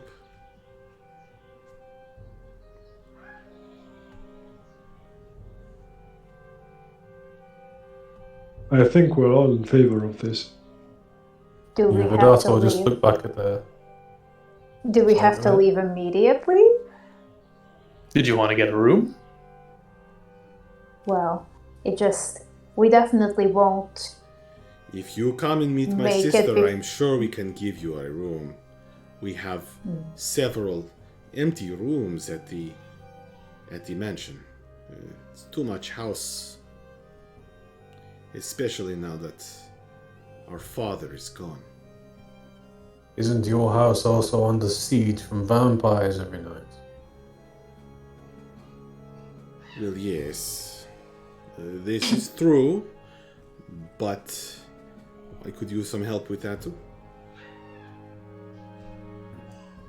They can't enter. They haven't been invited. All of the houses in the village are under siege. Have you not seen the claw marks on the walls? Even We this assume that was from the wolves. Yes, and they serve the devil's wolves tribe. and much worse.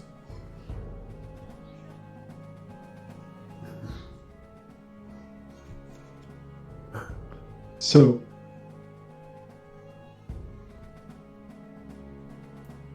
Isn't We'll help favor you. of helping, but thinks we should explore a bit more before we immediately turn back around town and leave on the quest. Yes, I think we should. Like, he nods at Kira and says, I agree. Was that Kira? That was. Yeah, It was. He nods at Kira and says, I agree. We should see everything we can of this town before we move on. Your sister should be safe in that home for now, right? I suppose that is true. You don't have to meet her today. Although I hope you will not tarry too long. You can Do always you have knock a at the stables gate.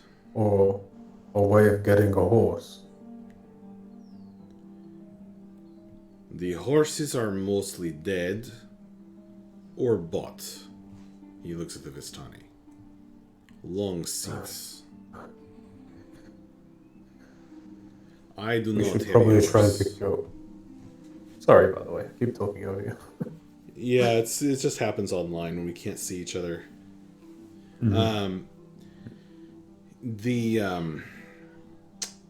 The horses are all dead or bought long since, and he looks at the Vistani.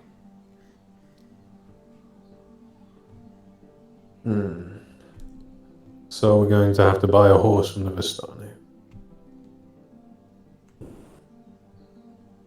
clear. I hold them in when- this. Oh. Go ahead. No, please finish your thought. I hold them in the same disdain as you, Ismark. I do not enjoy being tricked. I do not enjoy being lied to. I traveled with Gur on the Sword Coast. These Vistani are similar but twisted in a way. I do not know the Gur. Do they also serve a horrifying monster of a man? No, friend. The Gur serve nothing but the road and themselves. They travel from city to city, making their own living. They're an honest and good people. I originally thought the Vistani were similar, but now I see that my first superstitions were right. The Vistani are just as bad as the curse itself, and should be treated with caution. That is my belief. I do not know all Vistani.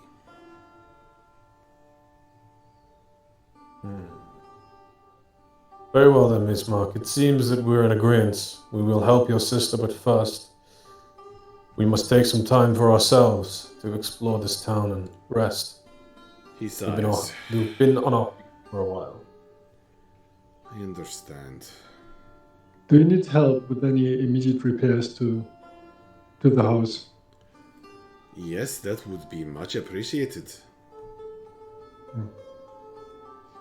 I cannot do everything myself.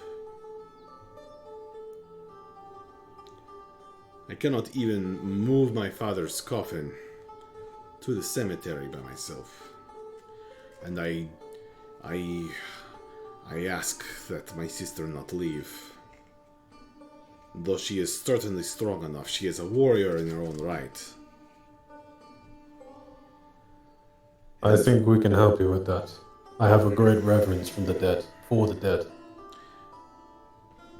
Perhaps we can do that then. I do not know if my sister will be willing to leave town until my father is in his grave. I respect that. Your father gone and you making plans to leave. Who will guard this town? Was that not your father's job? Yes, It could be me. But I will have to help you, yes?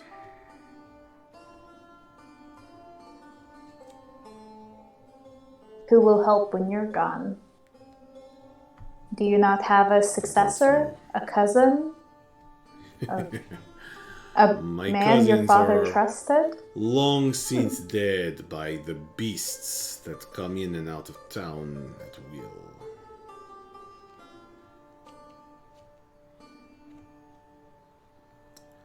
But this talk is dark talk. I do not want you to give up before we start. Let's drink. We to should- it. We should use the light.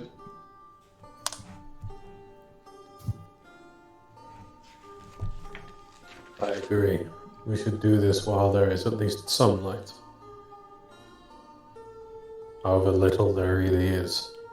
I will be here, least not my big. sister at the house, until she calls for me.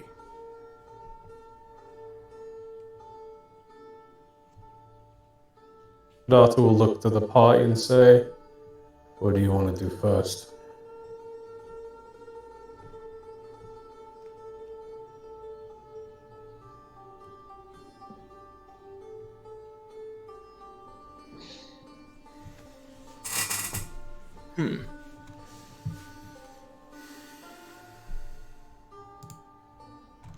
Many options. We could investigate the crying woman.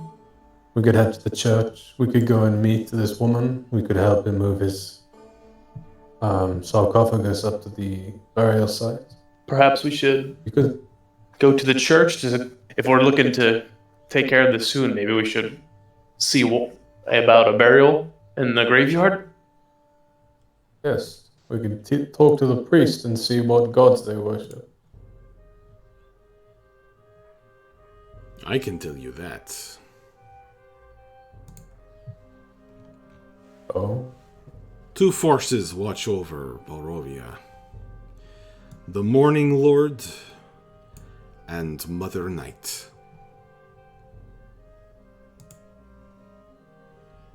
he kind of narrows his eyes for a moment in thought and says, I've never heard of Mother Night, but I know of the Thunder. Lathander? Who is this? The Thunder, the Morning Lord, the god of the sun, yes? Sounds like theology, not my specialty. I know only the Morning Lord and Mother Night, and the Morning Lord's voice has been very quiet for a very long time.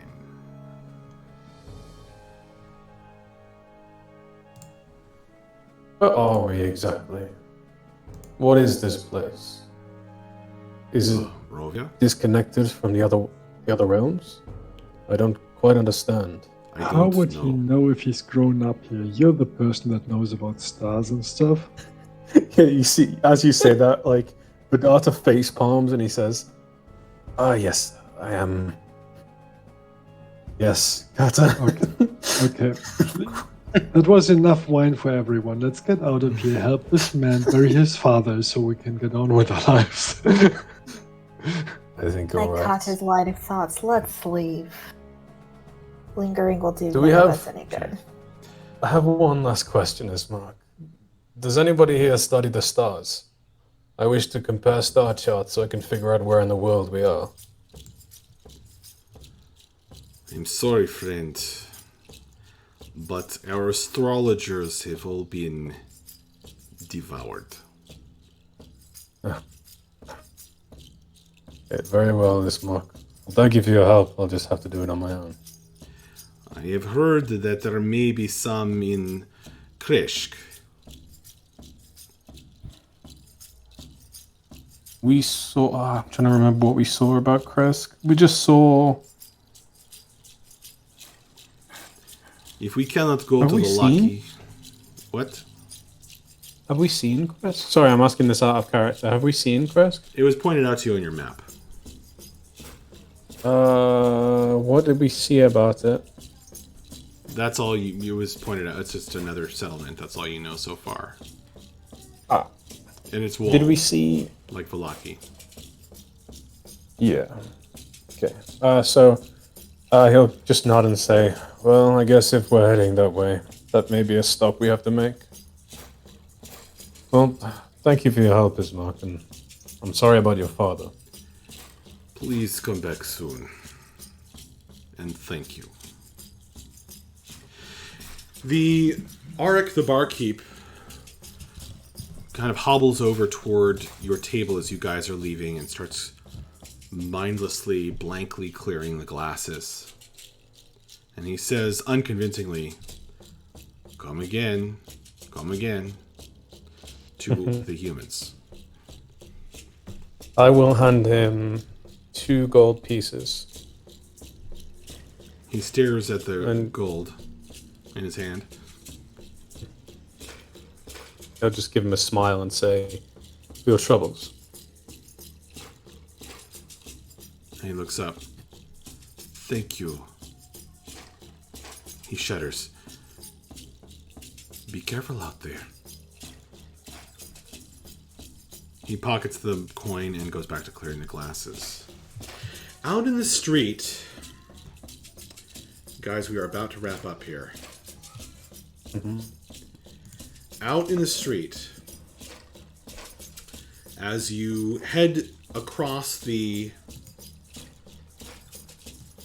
square in the middle of town,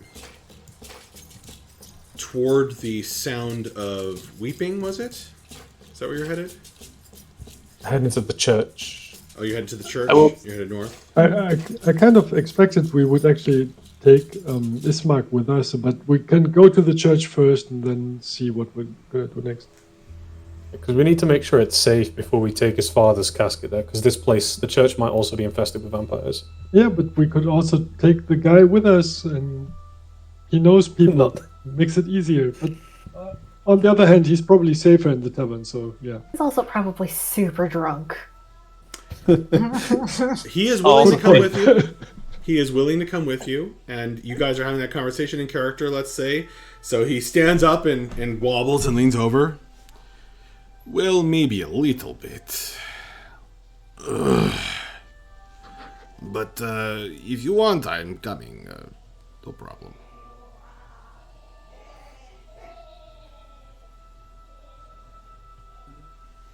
I think that might be a good idea. But you look drunk, friend. Are you sure you can handle a blade if needed? He sits back down. I am not sure.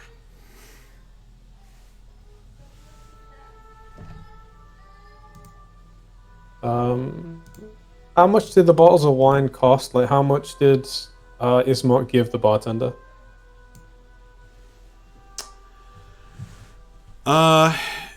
They are actually extremely expensive. Oh, shit. He was handing over handfuls of gold.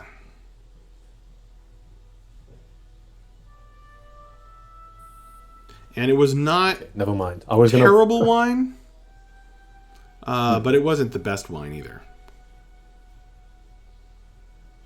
Vidata will look to Carter and say, I think, my small friend, we should just leave him to get drunk.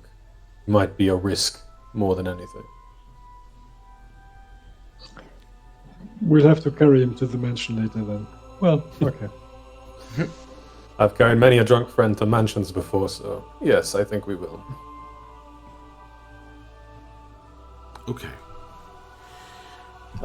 Mavs will hand a sketch to Vidata, like a caricature of him towering over the Vistani, interrogating them, like, this is the sketch you asked for. He kind of looks at it for a moment and blinks and says, I looked that angry? Oh, gods. I thought this is what you asked if I... Mavs is a little confused because he kind of misunderstood, because people usually ask him for, like, action shots and sketches and stuff like that, so that's what he thought he was asking for. He does smile a lot at it, though, and says, oh, well, thank you. I meant more, we may be meeting the devil Strahd eventually, and you may want to be ready to draw him for your book. Yeah. But, yeah. He does look like really, really happy about the drawing, even though like he was shocked. He does kind of smile and he says, "Well, thank you, Mavs. The last person who drew me was, well, my son. I'll treasure this, even though I do look like I'm about to kill these people." Anytime. Amazing. I encourage you guys to continue the in-character conversations on Discord because it's gold. As you guys are filtering out into the street and having this conversation, you hear the sound of small wooden wheels rolling across damp cobbles.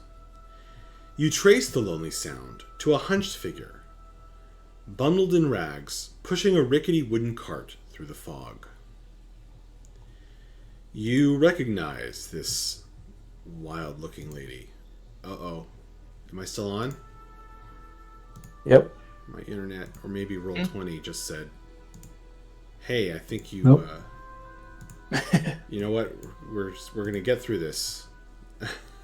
it just broke. Okay, it's fine. It's fine. We know what's coming. It's the lady with the drink. It's the crazy-looking lady. I'm trying to show you the illustration, and Roll20 is like, "I have chosen this moment to break." She, fortunately, I don't... Oh, okay. Well, Roll20 has chosen this moment to break, but that's okay. She trundles along. You see her kind of going from house to house. And she, this crazy-looking old lady, stops her cart in front of a house just down the street. And you see some Barovian adults cracking open the door, and she goes in and they snatch pastries from her cart, and they're like starving people. They stuff them in their mouths, like they're desperate addicts. And the woman comes out, and the mother of this child comes out carrying her child, and the father, and they are pleading. They say, "Please don't take him. Please. Please don't take him. We'll pay you later. We just don't have the money right now, but we need the pastries, so please. Please don't take him. Please." But the old lady snatches the child, the boy, looks to be about 7 years old, from their grasp. And in one quick, strong motion, stuffs the 7-year-old boy into a sack. He's screaming and crying for his parents. And they don't fight. They complain, they plead. But they don't attack. They're too busy stuffing their mouths with pastries, or stuffing them in their arms rather, and begging. And she takes the sack, she straps the sack to her peddler's cart, and ignoring the parents' pleading cries, spins on her heel.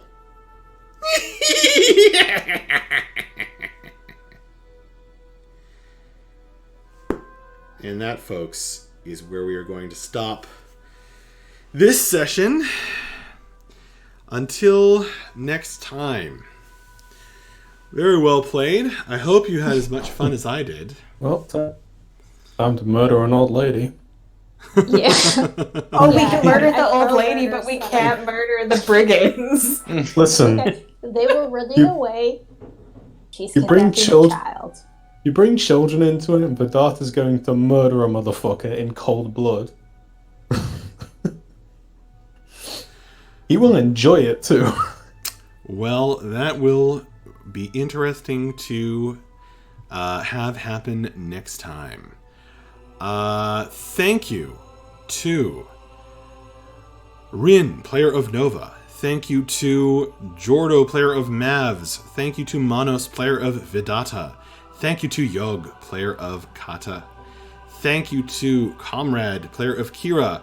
And thank you to our two current absentees, May, player of Dahlia, and Wishy, player of Alina. Thank you all very, very, very much. This has been a lot of fun to run so far, and I'm really looking forward to next time. Thank you. You're very welcome. You. You're very welcome. I will see you guys in Discord. Thank you to anyone watching this later. I hope you have enjoyed the recording, and we will see you next time. So that's all for now. Bye-bye. Toodaloo. Bye. Thank you for the session. See you guys.